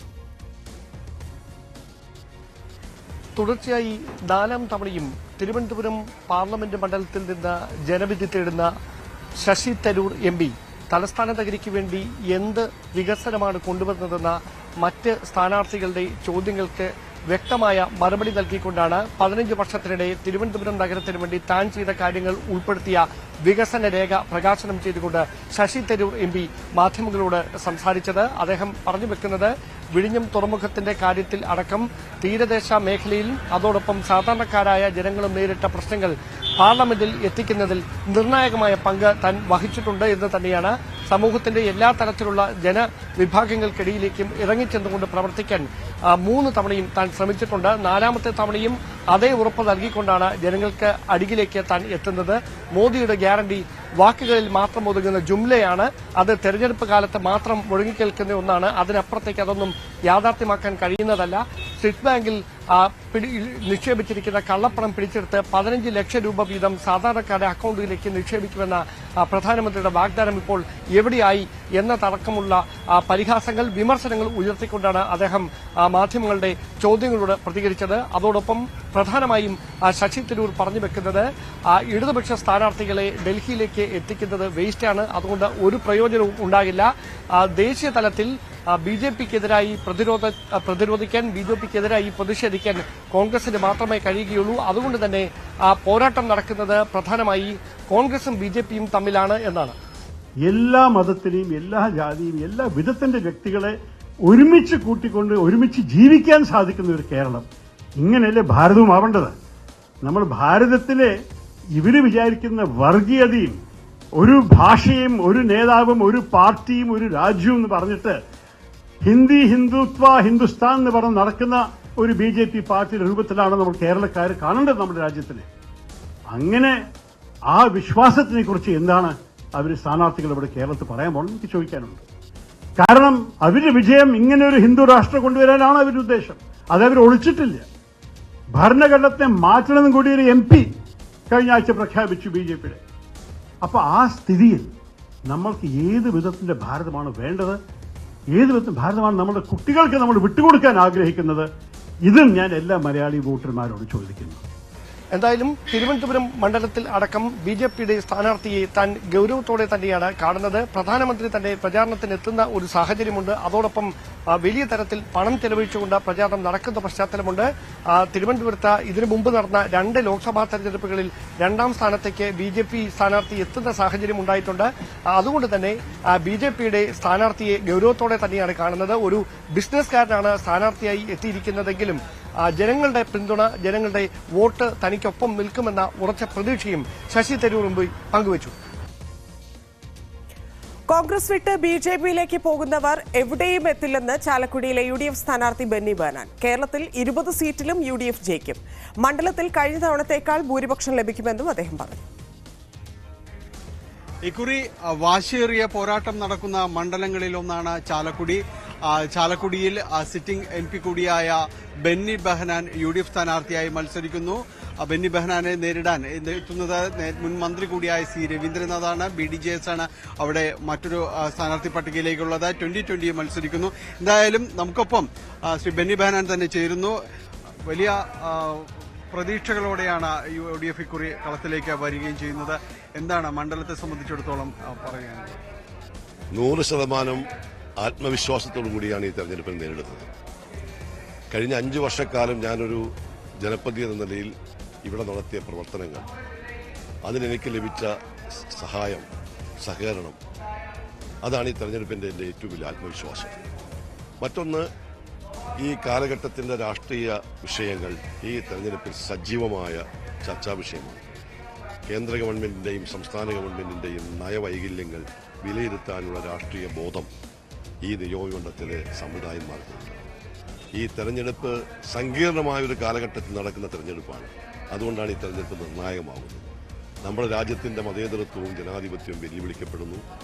രാജ്യത്തിന്റെ ഏറ്റവും വലിയ സമ്പത്തെന്ന് നമ്മൾ വിശേഷിപ്പിക്കുന്ന നമ്മുടെ ഭരണഘടനാ മൂല്യങ്ങളെ ഇല്ലാതാക്കാൻ ശ്രമിക്കുന്നു. അതുപോലെ തന്നെ ജനങ്ങളെ ഏതെല്ലാം രീതിയിൽ പരസ്പരം അടുപ്പിക്കാം അതിനെക്കുറിച്ച് ആലോചിക്കുന്നു. അതിന്റെ ഏറ്റവും വലിയ ഉദാഹരണമാണ് ഇവിടെ പൗരത്വ ഭേദഗതി ബിൽ നടപ്പാക്കാൻ തീരുമാനിച്ചത്. അങ്ങനെ എല്ലാ തരത്തിലും നമ്മുടെ രാജ്യം അനുഭവിച്ചുകൊണ്ടിരുന്ന സൗഭാഗ്യത്തെ ഇല്ലാതാക്കി രാജ്യത്ത് അക്രമവും അതുപോലെ തന്നെ വിഘടനവും നടത്താൻ ശ്രമിക്കുന്ന ഫാസിസ്റ്റ് ശക്തികൾക്കെതിരെ, സംഘപരിവാർ ശക്തികൾക്കെതിരെ വിധിയെഴുതുക എന്നത് ഒരു പൗരന്റെ ഉത്തരവാദിത്തമായി ജനങ്ങൾക്കാണ്. കേരളത്തിലെ സാഹചര്യങ്ങൾ വ്യത്യസ്തമല്ല. ഇതുപോലെ ജനങ്ങൾ ദുരിതമനുഭവിക്കുന്ന ഒരു കാലഘട്ടം ഇതിനു മുമ്പുണ്ടായിട്ടില്ല. ശമ്പളം കിട്ടുന്നില്ല, പെൻഷൻ കിട്ടുന്നില്ല, ക്ഷേമ പെൻഷൻ കിട്ടുന്നില്ല, വിലക്കയറ്റം അതിന്റെ മൂർധന്യത്തിൽ നിൽക്കുന്നു, വൈദ്യുതി ചാർജ് കൂട്ടുന്നു, പെട്രോൾ നമുക്കറിയാം വീട്ടുകരം കൂട്ടുന്നു, അങ്ങനെ എല്ലാം കൂട്ടിക്കൊണ്ടിരിക്കുന്നു. പെട്രോളിന് നാമമാത്രമായ ഒരു വില വർധനം ഉണ്ടാക്കിയിട്ടുണ്ടെങ്കിലും ഇന്നത്തെ സാഹചര്യത്തിൽ അതും താങ്ങാൻ കഴിയാത്ത ഒന്നാണ്. അതോടൊപ്പം തന്നെ കേരളത്തിലെ ക്രമസമാധാന രംഗത്തുണ്ടായിരിക്കുന്ന തകർച്ച വളരെ വലുതാണ്. SFI പോലെയുള്ള സംഘടനകൾ മനുഷ്യനെ വേട്ടയാടുന്നു, മൃഗങ്ങൾ മനുഷ്യനെ ചവിട്ടിക്കൊല്ലുന്നു. ഇവിടെയൊക്കെ നിഷ്ക്രിയമായി നിൽക്കുന്ന ഒരു ഗവൺമെന്റിനെ കുറിച്ചിട്ടുള്ള ഒരു ശക്തമായ പ്രതിഷേധം ഈ തെരഞ്ഞെടുപ്പിൽ ഇവിടെ രേഖപ്പെടുത്തും. ചാലക്കുടി എന്നും രാഷ്ട്രീയ ബോധമുള്ളവരും പനമ്പള്ളി ഗോവിന്ദമേനോനെ പോലെ അതുപോലെ ശ്രീ K കരുണാകരനെ പോലെ വിജയിപ്പിച്ച പാരമ്പര്യമുള്ള ഈ നിയോജകമണ്ഡലം എന്നും കോൺഗ്രസിന് അനുകൂലമായി ചിന്തിക്കുന്ന UDFനെ പിന്തുണയ്ക്കുന്ന നിയോജകമണ്ഡലം. പോയ തെരഞ്ഞെടുപ്പിൽ വളരെ അപ്രമാദിതമായ രീതിയിലാണ് UDFന് മേൽക്കൈയുണ്ടായത്. ഇക്കുറി പക്ഷേ നില മെച്ചപ്പെടുത്തുമെന്നാണ് LDFന്റെ പൊതുധാരണകളിലേക്ക് വരുന്നത്. എങ്ങനെയാണ്? കഴിഞ്ഞ വർഷവും ഇതേ അവകാശവാദം LDF ഉന്നയിച്ചതാണ്. അന്ന് മുഖ്യമന്ത്രിയായിരുന്ന ശ്രീ പിണറായി വിജയൻ പറഞ്ഞത് 20-20 വരെ ജയിക്കുമെന്നാണ്. തെരഞ്ഞെടുപ്പ് വന്നപ്പോൾ 20-19 UDF ജയിച്ചു. സ്വപ്നം കാണാൻ പലർക്കും കഴിയും, പക്ഷെ അത് യാഥാർത്ഥ്യമാകണമെന്നില്ല. കഴിഞ്ഞ പ്രാവശ്യം വിജയിച്ച ഒരു സീറ്റായിരുന്നു ആലപ്പുഴ. അതിന്റെ വിധിയെഴുത്ത് നടന്നു കഴിഞ്ഞു. ശ്രീ KC വേണുഗോപാൽ വന്നതോടുകൂടി ആ നിയോജകമണ്ഡലം ശ്രീ KC വിജയിക്കും, UDF വിജയിക്കുമെന്ന സംശയത. മറ്റ് 19 നിയോജകമണ്ഡലങ്ങൾ UDF ആണ് അന്ന് വിജയിച്ചത്. കോട്ടയം പിന്നീട് വന്നൊരു മാറ്റത്തിലൂടെ പോയി.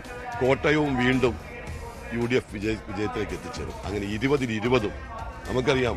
ഞാൻ ഈ കുന്നത്നാളിൽ നിന്നാ പറയുന്നത്, ഏത് പദവും ആർക്ക് വേണമെങ്കിലും ഉപയോഗിക്കാം. പക്ഷെ യഥാർത്ഥ 2020 ആകാൻ പോകുന്നത് UDF വിജയിച്ച് കേരളത്തിൽ 20 സീറ്റും പിടിച്ചെടുത്ത് കോൺഗ്രസും ഐക്യജനാധിപത്യ മുന്നണിയും 2020 ഇവിടെ ആഘോഷിക്കും. അതിലേക്ക് വരികയാണ്. കാരണം 2020യുടെ ഒരു കോട്ട അല്ലെങ്കിൽ അവരൊരു പ്രധാന സ്വാധീന മേഖലയിൽ പെടുന്നതാണ് ചാലക്കുടി മണ്ഡലം എന്ന് പറയുന്നത്. പലപ്പോഴും അവരായിട്ട് നേരിട്ട് ഏറ്റുമുട്ടിയിട്ടുള്ളതുമാണ്. ഇങ്ങനെയാണ് അവരൊരു സ്വാധീനം പ്രകടനം. മലയാള പദത്തിലെ എല്ലാ പദങ്ങളെയും നമുക്ക് അർത്ഥം കാണണോ? കോട്ട എന്നൊക്കെ പറഞ്ഞാൽ വിശേഷിപ്പിക്കണമോ? ഞാൻ പറയുന്നത് പാർലമെന്റിലേക്ക് നടക്കുന്ന തെരഞ്ഞെടുപ്പാണ്. ഞാൻ ആരെയും ഏതെങ്കിലും ഒരു വ്യക്തിയെയോ സംഘടനയോ ഒന്നും ഒരു വിലയിരുത്തി കാണിക്കാൻ ആഗ്രഹിക്കുന്നില്ല. തെരഞ്ഞെടുപ്പിൽ വളരെ ജാഗ്രതയോടുകൂടി ഞങ്ങൾ മുന്നോട്ട് പോകും. പക്ഷേ ഈ തെരഞ്ഞെടുപ്പിൽ ജനങ്ങൾ ചർച്ച ചെയ്യുന്ന വിഷയങ്ങൾ എന്താ? അത് രാജ്യത്തിന്റെ മതേതരത്വം, രാജ്യത്തിന്റെ ജനാധിപത്യത്തിന്റെ, രാജ്യത്തിന്റെ ഭരണഘടന. കേരളത്തിലെ സാഹചര്യങ്ങൾ എന്താ? ഈ ഇടതുപക്ഷ മുന്നണി ഗവൺമെന്റിന്റെ തെറ്റായ സമീപനങ്ങൾ. ഇതിനെയൊക്കെ പ്രതിഷേധിക്കാനും പ്രതികരിക്കാനും ആർക്ക് കഴിയും? ഏതെങ്കിലും പ്രാദേശിക തലത്തിൽ നിന്നുകൊണ്ട് പ്രവർത്തിക്കുന്ന ആളുകൾ കഴിയുമോ? ഇതെല്ലാം തിരിച്ചറിയാനുള്ള രാഷ്ട്രീയ വിവേകം ജനങ്ങൾക്കുണ്ട്. അതുകൊണ്ടാണ് ഞങ്ങൾ പറയുന്നത് അപ്രസക്തമാണ് ചിലർ, പ്രസക്തമല്ല. ഒരു മുതിർന്ന നേതാവ് കൂടി ആയതുകൊണ്ട് ചോദിക്കുകയാണ്. പലരും NDAയിലേക്ക് BJPയിലേക്ക് വരുന്നു എന്നൊരു അവകാശവാദം ഇപ്പോഴും BJP അവകാശപ്പെടുന്നത് അത് കോൺഗ്രസിൽ നിന്ന് തന്നെയാണെന്ന്. എങ്ങനെയാണ് അത്തരം സ്റ്റേറ്റ്മെന്റുകൾ? ഞാൻ ചോദിക്കട്ടെ, കോൺഗ്രസ് കേരളത്തിലെ, ഞാൻ ദേശീയ തലത്തിലേക്ക് ഞാൻ കടക്കുന്നത്, കേരളത്തിലെ കോൺഗ്രസിൽ നിന്നും വിട്ടുപോയവർക്ക് എന്താ അനുഭവം? അവരുടെ പിന്നാലെ ആരെങ്കിലും പോയിട്ടുണ്ട്? അവരെ ആരെങ്കിലും അനുകൂലിക്കുന്നു? പോയവർ ഇപ്പോൾ എന്താ? അവർ ഒറ്റപ്പെട്ടാ പോയിരിക്കുന്നത്. കോൺഗ്രസ് എന്ന് പറയുന്നത് ഒരു മഹാശക്തമായ ഒന്നാണ്. ഹിമാലയ പർവ്വതം പോലെ, അല്പം ക്ഷീണമുണ്ടെങ്കിലും ഇന്ത്യൻ രാഷ്ട്രീയത്തിലെ ഹിമാലയ പർവ്വതം പോലെ ഉയർന്നു നിൽക്കുന്ന രാഷ്ട്രീയ പ്രസ്ഥാനമാണ്. അതിന് ഏതെങ്കിലും മഞ്ഞുതുള്ളികൾ അടർന്നു പോയാൽ അത് ഒലിച്ച് വെള്ളമാകുകയല്ലാതെ ഉത്തങ്ക ഹിമാനൊന്നും സംഭവിക്കില്ല. കോൺഗ്രസ് അനശ്വരമാണ്. കോൺഗ്രസ് എന്നും നിലനിൽക്കും. കോൺഗ്രസ് ഒരു പോറൽ പോലും വയ്ക്കില്ല. ഒന്നുകൂടി മണ്ഡലത്തെക്കുറിച്ച് പറയുമ്പോൾ എത്രമാത്രം ഒരു ആത്മവിശ്വാസമുണ്ട്? നടപ്പാക്കിയ പദ്ധതികൾ പ്രധാനപ്പെട്ടത് ഒറ്റ നോട്ടത്തിൽ പറയുകയാണ്. ഞാൻ വളരെ സംതൃപ്തനാണ്. എനിക്ക് ലഭിച്ച MP ഫണ്ട് എനിക്ക് പൂർണ്ണമായി വിനിയോഗിക്കാൻ കഴിഞ്ഞു. കേന്ദ്രാവിഷ്കൃത പദ്ധതികളായ PMGSY പദ്ധതിയാണെങ്കിലും, അതുപോലെ തന്നെ കേന്ദ്ര CRF റോഡ് ഫണ്ടാണെങ്കിലും, റെയിൽവേയുടെ കാര്യത്തിലാണെങ്കിലും, നാഷണൽ ഹൈവേയുടെ കാര്യത്തിലുമൊക്കെ ആണെങ്കിലും വളരെയേറെ നല്ല വികസനം, ഒട്ടേറെ കോടിക്കണക്കിന് രൂപയുടെ വികസന പ്രവർത്തനം ഈ നിയോജനത്തിലേക്ക് എത്തിക്കാൻ കഴിയുന്ന സംതൃപ്തിയാണ്. എല്ലാ ആശംസകളും നേരുന്നു. ശ്രീ ബെന്നി ബെഹനാൻ വ്യക്തമാക്കുന്നത് തന്റെ ഒരു വിജയ തുടർച്ച ഇനിയും മണ്ഡലത്തിൽ ഉണ്ടാകും എന്ന് തന്നെയാണ്. നടപ്പാക്കിയ വികസന പദ്ധതികൾ, പ്രത്യേകിച്ച് രാഷ്ട്രീയ സാഹചര്യങ്ങൾ, അത് കേന്ദ്ര സംസ്ഥാന സർക്കാരുകളുടെ നയങ്ങൾ, നിലപാടുകളെല്ലാം UDFന് പൊതുവെ അനുകൂലമാകും. തീർത്തും വലിയ രീതിയിലൊരു വിജയം നേടാൻ കഴിയുമെന്ന ആത്മവിശ്വാസമാണ് അദ്ദേഹം പ്രകടിപ്പിക്കുന്നത്. ക്യാമറമാൻ മനോജിനൊപ്പം ഡാനി പോൾ, ന്യൂസ് 18. വോട്ട് അഭ്യർത്ഥിച്ച സ്ഥലം MP K സുധാകരനെ റോഡിൽ തടഞ്ഞ് UDF പ്രവർത്തകർ. കണ്ണൂർ തളിപ്പറമ്പ് കൊയ്യത്ത് ഇന്നലെ രാത്രി 8 മണിയോടെയായിരുന്നു സംഭവം.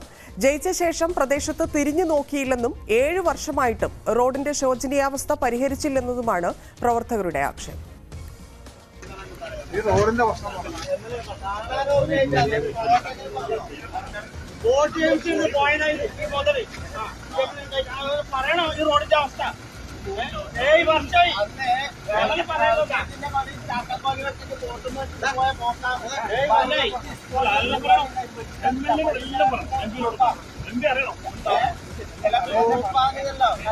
റോഡ് ഗതാഗത യോഗ്യമാക്കാമെന്ന വാഗ്ദാനം പാലിക്കാത്തതിനെ തുടർന്നാണ് കണ്ണൂരിലെ UDF സ്ഥാനാർത്ഥിയും സ്ഥലം MPയുമായ K സുധാകരനെയും ഇരിക്കൂർ MLA സജീവ് ജോസഫിനെയും കോൺഗ്രസ് പ്രവർത്തകർ റോഡിൽ തടഞ്ഞത്. രാത്രി 8 മണിയോടെ വളക്കൈ കൊയ്യം വേളം റോഡിലാണ് സംഭവം. K സുധാകരനും MLAയും വോട്ട് അഭ്യർത്ഥിച്ചാണ് വളക്കൈ കൊയ്യത്തെത്തിയത്. നമ്മൾ UDFന്റെ പ്രവർത്തകരാണ്, ഒരാളുമല്ല. UDFന് വേണ്ടി നമ്മൾ 7 വർഷമായി. കോൺഗ്രസ് പ്രവർത്തകരായ രമേശൻ കിയാച്ചൽ, സമദ്, ഹമീദ്, സുരേഷ്, കരീം, സലാം എന്നിവരുടെ നേതൃത്വത്തിലാണ് K സുധാകരനെയും സജീവ് ജോസഫിനെയും തടഞ്ഞത്. UDF സ്ഥാനാർത്ഥി K സുധാകരനെ തടയുന്ന വീഡിയോ സമൂഹ മാധ്യമങ്ങളിൽ വൈറലായിരിക്കുകയാണ്. നാട്ടുകാരായ കോൺഗ്രസ് പ്രവർത്തകരെ സമാധാനിപ്പിക്കാൻ സുധാകരൻ ശ്രമിക്കുന്നുണ്ടെങ്കിലും പ്രവർത്തകർ കയർത്തു സംസാരിക്കുന്നതും വീഡിയോയിലുണ്ട്. തുടർന്ന് വാഹനത്തിൽ കൂടെയുണ്ടായിരുന്ന കോൺഗ്രസ് നേതാക്കൾ അണിനയിപ്പിച്ചാണ് പ്രശ്നം ശാന്തമാക്കിയത്. ന്യൂസ് 18 കണ്ണൂർ. പൗരത്വ ഭേദഗതി നിയമത്തിനെതിരെ കോൺഗ്രസ് അഖിലേന്ത്യാ നേതൃത്വം പ്രതികരിച്ചില്ലെന്നത് മുഖ്യമന്ത്രിയുടെയും CPMന്റെയും മാത്രം നരേറ്റീവാണെന്ന് പ്രതിപക്ഷ നേതാവ്. മുഖ്യമന്ത്രിയുടെ ചോദ്യങ്ങൾക്കാണ് പ്രതിപക്ഷ നേതാവിന്റെ മറുപടി. പരാജയ ഭീതിയിലായ CPM-ന്റെ രാഷ്ട്രീയ ദുഷ്ടലാക്കാണ് ഇത്തരമൊരു ചോദ്യത്തിന് പിന്നിൽ. മുഖ്യമന്ത്രി കസേരയിൽ ഇരുന്നുകൊണ്ട് പിണറായി വിജയൻ നട്ടാൽ കുരുക്കാത്ത നുണ പറയുന്നത് അപമാനകരമാണെന്നും VD സതീശൻ വിമർശിച്ചു. പൗരത്വ നിയമത്തിനെതിരെ തിരുവനന്തപുരത്ത് കോൺഗ്രസ് പ്രതിഷേധം. പൗരത്വ ഭേദഗതി അറബിക്കടലിൽ എന്ന മുദ്രാവാക്യം ഉയർത്തി കാഞ്ഞിരംകുളം ബ്ലോക്ക് കോൺഗ്രസ് കമ്മിറ്റിയുടെ നേതൃത്വത്തിൽ നടത്തിയ പ്രതിഷേധ പ്രകടനം Kanjiramkulam block Congress committee president Karimkulam Jayakumar ഉദ്ഘാടനം ചെയ്തു. DCC സെക്രട്ടറിമാരായ PK Samdev, CS Lenin, VS Shinu, Kanjiramkulam block Congress committee general secretary Kanjiramkulam Sarath Kumar നേതൃത്വം നൽകി.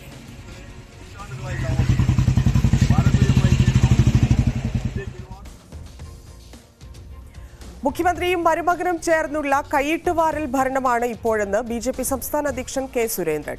മരുമകനെ എല്ലാ അധികാരങ്ങളും ഏൽപ്പിക്കാൻ വേണ്ടിയാണ് മുതിർന്ന നേതാക്കളെ നേരത്തെ CPM മാറ്റി നിർത്തിയത്. പ്രായാധിക്യം പറഞ്ഞിരുന്ന പാർട്ടിക്ക് ഇപ്പോൾ അതില്ലേ എന്നും സുരേന്ദ്രൻ ചോദിച്ചു. മുഖ്യമന്ത്രിയുടെ അധികാരം മുഴുവൻ മുഹമ്മദ് റിയാസാണ് ഇപ്പോൾ പിന്നെ അദ്ദേഹം പ്രാവർത്തികമാക്കുന്നത്. ബാക്കി മന്ത്രിമാരൊക്കെ വെറും നോക്കുകുത്തികളാണ്. കഴിഞ്ഞ തവണ പറഞ്ഞത് പ്രായാധിക്യം ഒക്കെ പറഞ്ഞിട്ടാണ് തോമസ് ഐസക്കിനെയൊക്കെ മാറ്റിയത്. ഈ EP ജയരാജൻ, സുധാകരനെയൊക്കെ മാറ്റി. 2 കൊല്ലം കഴിയുമ്പോൾ അവരെയൊക്കെ ലോക്സഭയിലേക്ക് വിടുകയാണ് എന്ന് പറഞ്ഞിട്ടാണ് അവർ. അപ്പോൾ പ്രായാധിക്യം മാറ്റി നിർത്തിയവരെയൊക്കെ വീണ്ടും എന്തിനാണ് ഈ ലോക്സഭയിലേക്ക് അയക്കുന്നത്? മാറ്റിയത് സ്വന്തം മരുമകന് എല്ലാ അധികാരങ്ങളും ഉപയോഗിക്കാൻ വേണ്ടിയിട്ടാണെന്നുള്ളതാണ് യാഥാർത്ഥ്യം. അത് എന്നേക്കാൾ കൂടുതൽ നന്നായിട്ട് EP-ക്കും പിന്നെ സുധാകരനും അറിയാലോ. കേരളത്തിൽ നിന്ന് ഇനിയും പല പ്രമുഖ കോൺഗ്രസ് നേതാക്കളുടെ മക്കളും BJP-യിലേക്ക് വരുമെന്ന് K സുരേന്ദ്രൻ. NDA സ്ഥാനാർത്ഥികൾ മിടുക്കരാണെന്ന EP ജയരാജന്റെ പ്രസ്താവന സത്യം മനസ്സിലാക്കിയിട്ടുള്ളതാണെന്നും K സുരേന്ദ്രൻ പറഞ്ഞു. ഉന്നത നേതാക്കളുടെ മക്കൾ ഇനിയും BJP-യിൽ ചേരും. പുതിയ തലമുറ പ്രമുഖരായിട്ടുള്ള പല കോൺഗ്രസ് നേതാക്കളുടെയും മക്കൾ ഇതിനോടകം തന്നെ ഭാരതീയ ജനതാ പാർട്ടി ആയി കഴിഞ്ഞിട്ടുണ്ട്. ഇനിയും വരും ദിവസങ്ങളിൽ കൂടുതൽ മക്കൾ, അതായത് നെക്സ്റ്റ് ജനറേഷൻ, കോൺഗ്രസിൻ്റെ അടുത്ത തലമുറ പൂർണ്ണമായിട്ടും BJP-യിലേക്ക് വന്നുകൊണ്ടിരിക്കുകയാണ്. ഇടതുമുന്നണിയുടെ കൺവീനർ തന്നെ പറഞ്ഞു BJP നിർത്തിയിരിക്കുന്നതെല്ലാം മിടുക്കന്മാരായിട്ടുള്ള സ്ഥാനാർത്ഥികളാണ്. എന്തായാലും EP ജയരാജൻ്റെ ആ പ്രസ്താവനയ്ക്ക് ഞാൻ നന്ദി പറയുന്നു. സത്യം ഒരു പ്രാവശ്യമെങ്കിലും EP ജയരാജൻ പറഞ്ഞല്ലോ. മുഖ്യമന്ത്രി പിണറായി വിജയനും ഗോവിന്ദനും ഭീഷണിപ്പെടുത്തി EP ജയരാജൻ്റെ വായടപ്പിക്കാൻ ശ്രമിക്കുന്നുണ്ടെങ്കിലും EP ജയരാജൻ പറഞ്ഞതാണ് സത്യം. കേരളത്തിൽ ഇന്ന് NDA മുന്നണി നിർത്തിയിരിക്കുന്ന സ്ഥാനാർത്ഥികളെല്ലാം നല്ല അസലായിട്ടുള്ള മിടുക്കന്മാരായിട്ടുള്ള സ്ഥാനാർത്ഥികളാണ്. നല്ല സ്ഥാനാർത്ഥികളെയാണ് BJP അവതരിപ്പിച്ചിരിക്കുന്നത് എന്നുള്ളത് എതിരാളികൾ പോലും സമ്മതിക്കുന്ന ഒരു തെരഞ്ഞെടുപ്പാണ്. LDF-നും UDF-നും പ്രസക്തി നഷ്ടമായി എന്ന് അവർ തന്നെ സമ്മതിക്കുന്ന ഒരു നില കേരളത്തിൽ വന്നിരിക്കുന്നു. സംഗീത സംവിധായകനും ഗായകനുമായ ജാസി ഗിഫ്റ്റിന് അപമാനമുണ്ടാക്കിയ സംഭവത്തിൽ ഖേദം പ്രകടിപ്പിച്ച് Kolenchery Saint Peter's College principal. സാഹചര്യം ബോധ്യപ്പെട്ടെന്ന് ജാസി ഗിഫ്റ്റും പ്രതികരിച്ചു. ഇരുവരും തമ്മിലുള്ള ആശയവിനിമയത്തിന് ന്യൂസ് 18 വേദിയായി.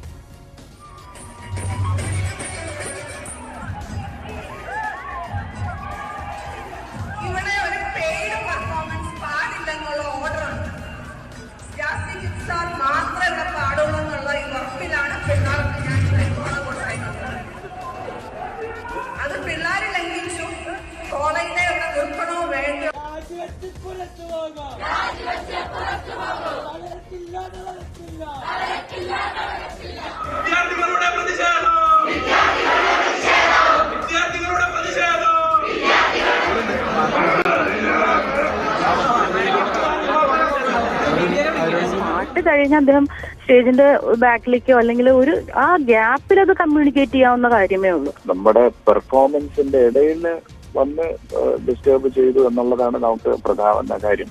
ഇത് അതിനുശേഷം ഒരു 1000-1500 കുട്ടികൾ കാണുകയാണെങ്കിൽ ഇത് ഭയങ്കര വൈഡായിട്ട് നമുക്ക് ഒരു ഇൻസൾട്ടിംഗ് ആയിട്ട് തോന്നില്ല. ഞങ്ങളുടെ കൂടെ ഒരു കോ സിംഗർ സൈഡിൽ നിന്ന് പാടണം, അല്ലെങ്കിൽ അദ്ദേഹമാണ് പാടിയെന്നൊക്കെയുള്ള കുറച്ച് വരികൾ ഞാൻ കേട്ടായിരുന്നു. അത് ആക്ച്വലി ഒരു സാറ്റിസ്ഫൈഡ് ആയിട്ടുള്ളൊരു റീസൺ ആയിട്ട് എനിക്ക് തോന്നിയില്ല. കാര്യം ഞങ്ങൾ എപ്പോഴും ബാൻഡായിട്ട് പോകുമ്പോഴും ഞാനാപുറത്തെ ആള് കാണും. കുട്ടികളാണ് എല്ലാം അറേഞ്ച് ചെയ്ത്, നമ്മൾ തമ്മിൽ നേരെ സംസാരിച്ചിട്ടില്ല. കുട്ടികളോട് ഞാൻ പറഞ്ഞിരുന്നു കുസാറ്റിന്റെ സംഭവത്തിന്റെ വെളിച്ചത്തിൽ ഇങ്ങനെ ഒരു ഓർഡർ ഉണ്ട്, എക്സ്റ്റേണൽ മ്യൂസിക് പെർഫോമൻസ് പാടില്ല. ഇനോഗ്രൽ ഫംഗ്ഷന്റെ ഭാഗമായിട്ട് സാറ് വന്ന് 5 പാട്ട് പാടും. അത് ഞാൻ സമ്മതിച്ചു. സാറിൻ്റെ കൂടെ ആരും പാടാൻ പാടില്ല, കോ സിംഗർ ഉണ്ടാകാൻ പാടില്ല, ഒരു പെർഫോമൻസ് ആകാൻ പാടില്ല. കുട്ടികൾ അത് സമ്മതിച്ചു, സാറിനോട് കൺവേ ചെയ്തിട്ടുണ്ടെന്നും പറഞ്ഞു. സാർ മാത്രമേ പാടുള്ളൂ എന്നാണ് എന്നോട് പറഞ്ഞിരിക്കുന്നത്. തലേദിവസം തന്നെ പോലീസൊക്കെ ഇത് പറ്റില്ല, ഈ പരിപാടികൾ ഇങ്ങനെ ഒരു പരിപാടി പറ്റില്ല എന്ന് പറഞ്ഞാണ്, എൻ്റെ റിസ്കിലാണ് അതവിടെ നടക്കുന്നത്. അപ്പോൾ രണ്ടാമത്തെ പാട്ടാണ് സാർ കോ സിംഗറിൻ്റെ കൂടെ പാടിയത്. മൂന്നാമത്തെ പാട്ടും സാർ രണ്ടുപേരും കൂടെ തുടങ്ങുന്നത് കണ്ടപ്പോഴാണ് ഞാൻ സ്റ്റേജിലേക്ക് കയറിയത്. കുട്ടികളും കൂടെ അറിയാൻ വേണ്ടിയിട്ടാണ് ഞാൻ മൈക്ക് എടുത്ത്. കുട്ടികൾ എന്നോടുള്ള പ്രോമിസ് ലംഘിച്ചു. മൈക്ക് സാറിനോട് ചോദിച്ചു വാങ്ങിക്കാതെ സാർ എനിക്ക് തരുവാണ് ചെയ്തത്. സാറിനെ ഇൻസൾട്ട് ചെയ്യാൻ ശ്രമിച്ചിട്ടില്ല. അങ്ങനെ സാറിന് ഇൻസൾട്ടിംഗ് ആയിട്ട് തോന്നിയിട്ടുണ്ടെങ്കിൽ ഞാനത് റിഗ്രറ്റ് ചെയ്യുന്നുണ്ട്. കോലഞ്ചേരി സെന്റ് പീറ്റേഴ്സ് കോളേജിൽ കഴിഞ്ഞ ദിവസം നടന്ന കോളേജ് ദിനാഘോഷ ചടങ്ങുകളിലാണ് ഈ വിവാദപരമായ സംഭവം ഉണ്ടാകുന്നത്. ഇതിന്റെ മുഖ്യാതിഥിയായി ക്ഷണിച്ചിരുന്ന ഗായകൻ ജാസി ഗിഫ്റ്റ് വേദിയിൽ പാടുന്നതിനിടെ കോളേജ് പ്രിൻസിപ്പൽ തന്നെ മൈക്ക പിടിച്ച് വാങ്ങിച്ചു എന്നതാണ് ഇതിന് വിവാദത്തിലേക്ക് നീങ്ങുന്നത്. ജാസി ഗിഫ്റ്റിനെ പാടാൻ അനുവദിക്കാതെ മൈക്ക് വാങ്ങുകയായിരുന്നു എന്നാണ് ആക്ഷേപം ഉയർന്നിരുന്നത്. ഇത് സംബന്ധിച്ച് സമൂഹ മാധ്യമങ്ങളിൽ ജാസി ഗിഫ്റ്റും ഇത് തന്നെ വേദനിപ്പിച്ചു എന്നതായി ജാസി ഗിഫ്റ്റും പറഞ്ഞിരുന്നു. എന്നാൽ ഇതിന്റെ ഒരു യഥാർത്ഥ വസ്തുതകൾ കോളേജ് പ്രിൻസിപ്പൽ അടക്കം വ്യക്തമാക്കുകയുണ്ടായി. ഇതിൽ സർക്കാർ നിർദ്ദേശിച്ച നിയമം നടപ്പാക്കുക മാത്രമാണ് താൻ ചെയ്തതെന്നാണ് പ്രിൻസിപ്പൽ ബിനൂജ വ്യക്തമാക്കിയത്. ഇതിൽ കൃത്യമായ രീതിയിൽ തന്നെ ഗാനമേള അടക്കമുള്ള പരിപാടികൾ നടത്തുന്നതിന് വിലക്കുണ്ട്, നിയമാവലിയുണ്ട്. അതുമാത്രവുമല്ല, ഈ ചടങ്ങിലേക്ക് ജാസി ഗിഫ്റ്റിനെ ക്ഷണിക്കുമ്പോൾ തന്നെ ഇക്കാര്യങ്ങൾ വ്യക്തമാക്കിയിരുന്നു. ജാസി ഗിഫ്റ്റിന് പാടാൻ അനുമതി നൽകിയിരുന്നു, 5 പാട്ടുകൾ പാടാനുള്ളൊരു അനുമതി നൽകിയിരുന്നു. പക്ഷേ മറ്റാരെങ്കിലും കൂടെ പാടുകയോ മറ്റോ ഒന്നുമേ ഉണ്ടാകരുതെന്ന് വ്യക്തമാക്കിയിരുന്നു. കാരണം അത് നിലവിലുള്ള നിയമത്തിന് വിരുദ്ധമാണ് എന്ന് ചൂണ്ടിക്കാണിക്കുകയും ചെയ്തു. നിയമലംഘനമാണെന്ന് ചൂണ്ടിക്കാണിക്കുകയും വിദ്യാർത്ഥികൾ അത് ബോധ്യപ്പെടുത്തുകയും ചെയ്തു. പക്ഷേ ഈ വിവരങ്ങൾ വിദ്യാർത്ഥികൾ ജാസി ഗിഫ്റ്റിനെ അറിയിച്ചിരുന്നില്ല എന്നാണ് ഒടുവിൽ അറിയാൻ കഴിയുന്നത്. ജാസി ഗിഫ്റ്റും ഇക്കാര്യം വ്യക്തമാക്കിയിട്ടുണ്ട്. വിദ്യാർത്ഥികളും പറഞ്ഞു തങ്ങളിത് ജാസി ഗിഫ്റ്റിനെ അറിയിച്ചിരുന്നില്ല എന്നാണ് പറഞ്ഞിരുന്നത്. അപ്പോൾ കൂടെ പാടുന്നയാൾ ഇതിൽ വേദിയിലേക്ക് വീണ്ടും പാട്ടിലേക്ക് കടന്നപ്പോഴാണ് താൻ ഇടപെട്ടതെന്നാണ് ടീച്ചർ പറയുന്നത്. ജാസി ഗിഫ്റ്റിനെ തനിച്ച് പാടാൻ സമ്മതം നൽകുകയും ചെയ്തിരുന്നു. പക്ഷെ അതിനനുസരിച്ചുള്ളൊരു പരിശീലനം അദ്ദേഹം ചെയ്തിട്ടില്ലാത്തതുകൊണ്ട് ആ പരിപാടിയിൽ പിന്നീട് പങ്കെടുക്കുന്നില്ല എന്നാണ് അദ്ദേഹം വ്യക്തമാക്കിയിരുന്നതെന്നാണ് ടീച്ചറോട് പറയുകയും ചെയ്തത്. എന്തായാലും ഈ വിവാദങ്ങൾക്ക് പിന്നീട് വലിയ രീതിയിലുള്ള വ്യാഖ്യാനങ്ങൾ ഉണ്ടാകുകയും വലിയ രീതിയിലുള്ള വിമർശനങ്ങളിലേക്ക് വരികയും എല്ലാം തന്നെ ചെയ്തിരുന്നു. ഇന്നാണ് ഇപ്പോൾ ന്യൂസ് 18ന്റെ ചർച്ചയിലൂടെയാണ് ജാസി ഗിഫ്റ്റും കോളേജ് പ്രിൻസിപ്പൽ ബിനുജയും പരസ്പരം ഇതിലൂടെ സംസാരിക്കുകയും ഈ വിഷയത്തിൽ ജാസി ഗിഫ്റ്റിന് വിഷമം ഉണ്ടായിട്ടുണ്ടെങ്കിൽ അതിൽ താൻ ഖേദപ്രകടനം നടത്തുന്നതായും കോളേജ് പ്രിൻസിപ്പൽ വ്യക്തമാക്കുകയും ചെയ്തിരിക്കുന്നത്. ഈ വിഷയം വലിയ രീതിയിൽ തന്നെ ചർച്ച ചെയ്യപ്പെടുകയും കോളേജിൽ വിദ്യാർത്ഥികൾ ഇതിൽ പ്രതിഷേധം രേഖപ്പെടുത്തുകയും എല്ലാം തന്നെ ചെയ്തിരുന്നു. ക്യാമറാമാൻ മനോജിനൊപ്പം ഡാനി പോൾ, ന്യൂസ് 18. സംസ്ഥാനത്തെ റേഷൻ മസ്റ്ററിംഗ് നിർത്തിവെച്ചു. സാങ്കേതിക തകരാറുകൾ പരിഹരിക്കാൻ NICക്കും IT മിഷനും കൂടുതൽ സമയം വേണ്ടിവരും. ഇവ പരിഹരിച്ച ശേഷമേ മസ്റ്ററിംഗ് പുനരാരംഭിക്കൂ. മുഴുവൻ മുൻഗണനാ കാർഡ് അംഗങ്ങൾക്കും മസ്റ്ററിംഗ് പൂർത്തിയാക്കുന്നതിന് ആവശ്യമായ സമയവും സൗകര്യവും ഒരുക്കുമെന്ന് മന്ത്രി GR അനിൽ വ്യക്തമാക്കി. പൊതുജനങ്ങളെ വലയ്ക്കുന്ന മട്ടിൽ തന്നെയാണ് മസ്റ്ററിംഗ് നടപടികൾ മുന്നോട്ട് പോകുന്നത്. കഴിഞ്ഞ ദിവസത്തെ പോലെ ഇന്നും മസ്റ്ററിംഗ് നടപടികൾ തടസ്സപ്പെട്ടു. സാങ്കേതിക തകരാറെന്ന വിശദീകരണമാണ് അധികൃതർ നൽകുന്നത്. ഏതാണ്ട് 5 ലക്ഷത്തോളം മഞ്ഞക്കാർഡ് ഉടമകളും 35 ലക്ഷത്തോളം നീലക്കാർഡ് ഉടമകളുമാണുള്ളത്. ഈ മുൻഗണനാ പട്ടികയിൽപ്പെട്ടവരാണ് മസ്റ്ററിംഗ് പൂർത്തിയാക്കേണ്ടത്. അടുത്തടുത്തുള്ള ദിവസങ്ങളിൽ തന്നെ ഇങ്ങനെ തകരാർ സംഭവിക്കുന്നത് ജനങ്ങളെ വലിയ തോതിൽ വലയ്ക്കുകയും ചെയ്തു. എൻ്റെ നടന്നില്ല, ഞാൻ കുറേ നേരം ട്രൈ ചെയ്തിട്ട് കിട്ടിയില്ല. കൊച്ചുമക്കൾക്ക് കിട്ടി, 2 പേർക്ക് കിട്ടി, പെട്ടെന്ന് കിട്ടി. ഞാൻ 5-6 വട്ടം ട്രൈ ചെയ്തിട്ട് കിട്ടുന്നില്ല. ഇന്നലെയും വന്നില്ല, ഇന്നാ വന്നു. നിർത്തിവെച്ചെന്ന് ഇപ്പൊ വിളിച്ചു പറഞ്ഞു. വലിയ പാട് എന്തായാലും ചെയ്യാൻ. ഈ വെയിലത്ത് ഈ പോതാണ്ട നടക്കാൻ വയ്യാത്തവരെയൊക്കെ വിളിച്ചോണ്ടു. ഞാൻ വലിഞ്ഞു ഈ വെയിലത്ത് വന്നിട്ടേ ഇവിടെ വന്നപ്പം ആൾ ഒരുപാട് നിന്നതുകൊണ്ട് എന്നെ ബാക്കിലാക്കി. ഞാൻ ഒരാളെ ഉണ്ടായിരുന്നുള്ളൂ. അപ്പം എനിക്കത് ചെയ്തില്ല. ഇപ്പം എന്താ കാത്തിരുന്ന് ഇനിയിപ്പം അത് കിട്ടിയതുമില്ല. ഇനി ഞാൻ ഈ വീട്ടിൽ പോകാനേ പറ്റുള്ളൂ. വന്നിട്ട് കിട്ടിയില്ല, ഇന്നലെയും വന്ന് കിട്ടിയില്ല. ഇനി നാളെയും വരണ്ടാന്ന് പറഞ്ഞു. ഇനി 2 ദിവസം കഴിഞ്ഞിട്ട് മതിയെന്ന്. ഇനിയിപ്പോൾ എന്തരീ നമുക്ക് ഒരുപടി അരി വാങ്ങിക്കണ്ടേ, കഞ്ഞി കുടിക്കണ്ടേ, വേറെന്തരീ നമ്മൾ വെയിൽ കൊണ്ടൊക്കെ വളർന്നു. ഇനിയിപ്പോൾ ഇത് ഭയങ്കര ഇതാണ്, ഭയങ്കര ചൂട്. ഭയങ്കര ഈ ചൂടത്ത് നമ്മൾ ഇത്ര ദൂരത്തിൽ നിന്നാണ് നടന്നു വരാൻ കൊണ്ടുവരാൻ ആരുമില്ല. അവരൊക്കെ കിട്ടിയുമില്ല. അവരുടെ അവസ്ഥ ഉണ്ടല്ലേ ഏതാണ്ട് മുട്ടയിൽ നീന്തുന്നു. സാങ്കേതിക തകരാറിനെ തുടർന്ന് മസ്റ്ററിംഗ് നിർത്തിവെച്ചതായി മന്ത്രി ഔദ്യോഗികമായി അറിയിച്ചിട്ടുണ്ട്. മാത്രവുമല്ല, റേഷൻ വിതരണം പുനരാരംഭിക്കാനുള്ള നിർദ്ദേശവും നൽകി. മസ്റ്ററിംഗ് നടത്തുന്ന ദിവസങ്ങളിൽ റേഷൻ വിതരണം ഒഴിവാക്കണമെന്ന നിർദ്ദേശമായിരുന്നു ആദ്യം നൽകിയിരുന്നത്. അടുത്ത ദിവസങ്ങളിൽ മസ്റ്ററിംഗ് നടപടികൾ തുടരുമെന്ന അറിയിപ്പും അധികൃതർ നൽകുന്നു. V Vinod, News 18, Thiruvananthapuram. Rubber subsidy 180 രൂപയായി വർദ്ധിപ്പിച്ച് സർക്കാർ ഉത്തരവിറക്കി. ഏപ്രിൽ 1 മുതൽ പ്രാബല്യത്തിൽ വരുമെന്ന് ധനമന്ത്രി കെ എൻ ബാലഗോപാൽ അറിയിച്ചു. ഇത്തവണത്തെ ബജറ്റ് പ്രഖ്യാപനമാണ് നടപ്പായത്. ഈ വർഷത്തെ റബ്ബർ സബ്സിഡിയിൽ 24.48 കോടി രൂപ കൂടി അനുവദിച്ചു. റബ്ബർ ബോർഡ് അംഗീകരിച്ച മുഴുവൻ പേർക്കും സബ്സിഡി ലഭ്യമാകും.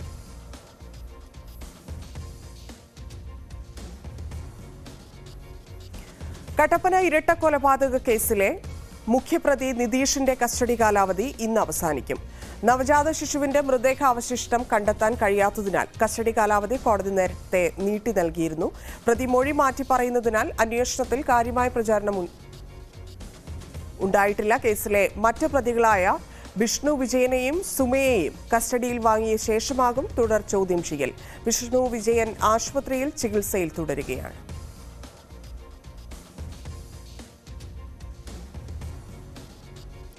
പാലക്കാട് നെല്ലിയാമ്പതിയിൽ വീണ്ടും ചില്ലിക്കൊമ്പൻ ഇറങ്ങി. AVT എസ്റ്റേറ്റിന് സമീപമാണ് ആന ഇറങ്ങിയത്. ഇന്നലെ രാത്രി കാട് കയറ്റിയ കൊമ്പൻ രാവിലെ വീണ്ടും ജനവാസ മേഖലയിലേക്ക് ഇറങ്ങുകയായിരുന്നു. എസ്റ്റേറ്റിന് സമീപത്തെ ഒരു മരം തള്ളിയിടാൻ ആന ശ്രമിച്ചു. ഇന്നലെ AVT ഫാക്ടറിക്ക് സമീപത്ത് ഇറങ്ങിയ ആന ലൈറ്റുകൾ തകർത്തിരുന്നു.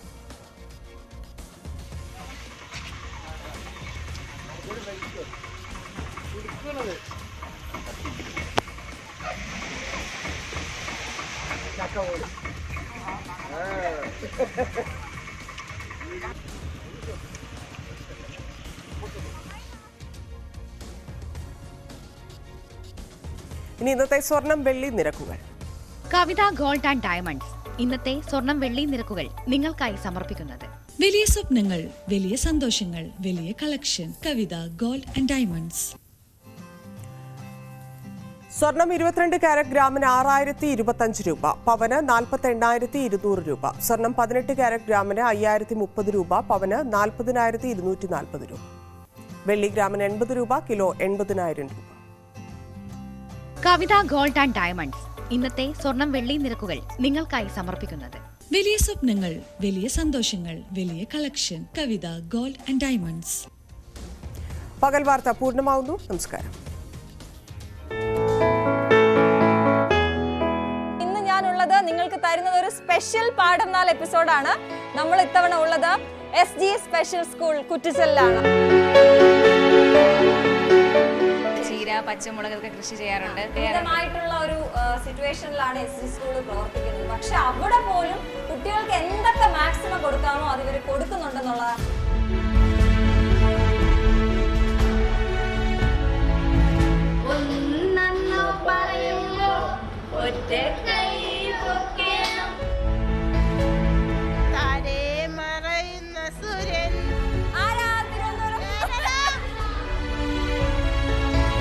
ആ സ്റ്റേജ് പെർഫോമർ എന്നുള്ളൊരു സംഭവം ഉണ്ടല്ലോ, എന്റെ പൊന്നെ കിടിലം.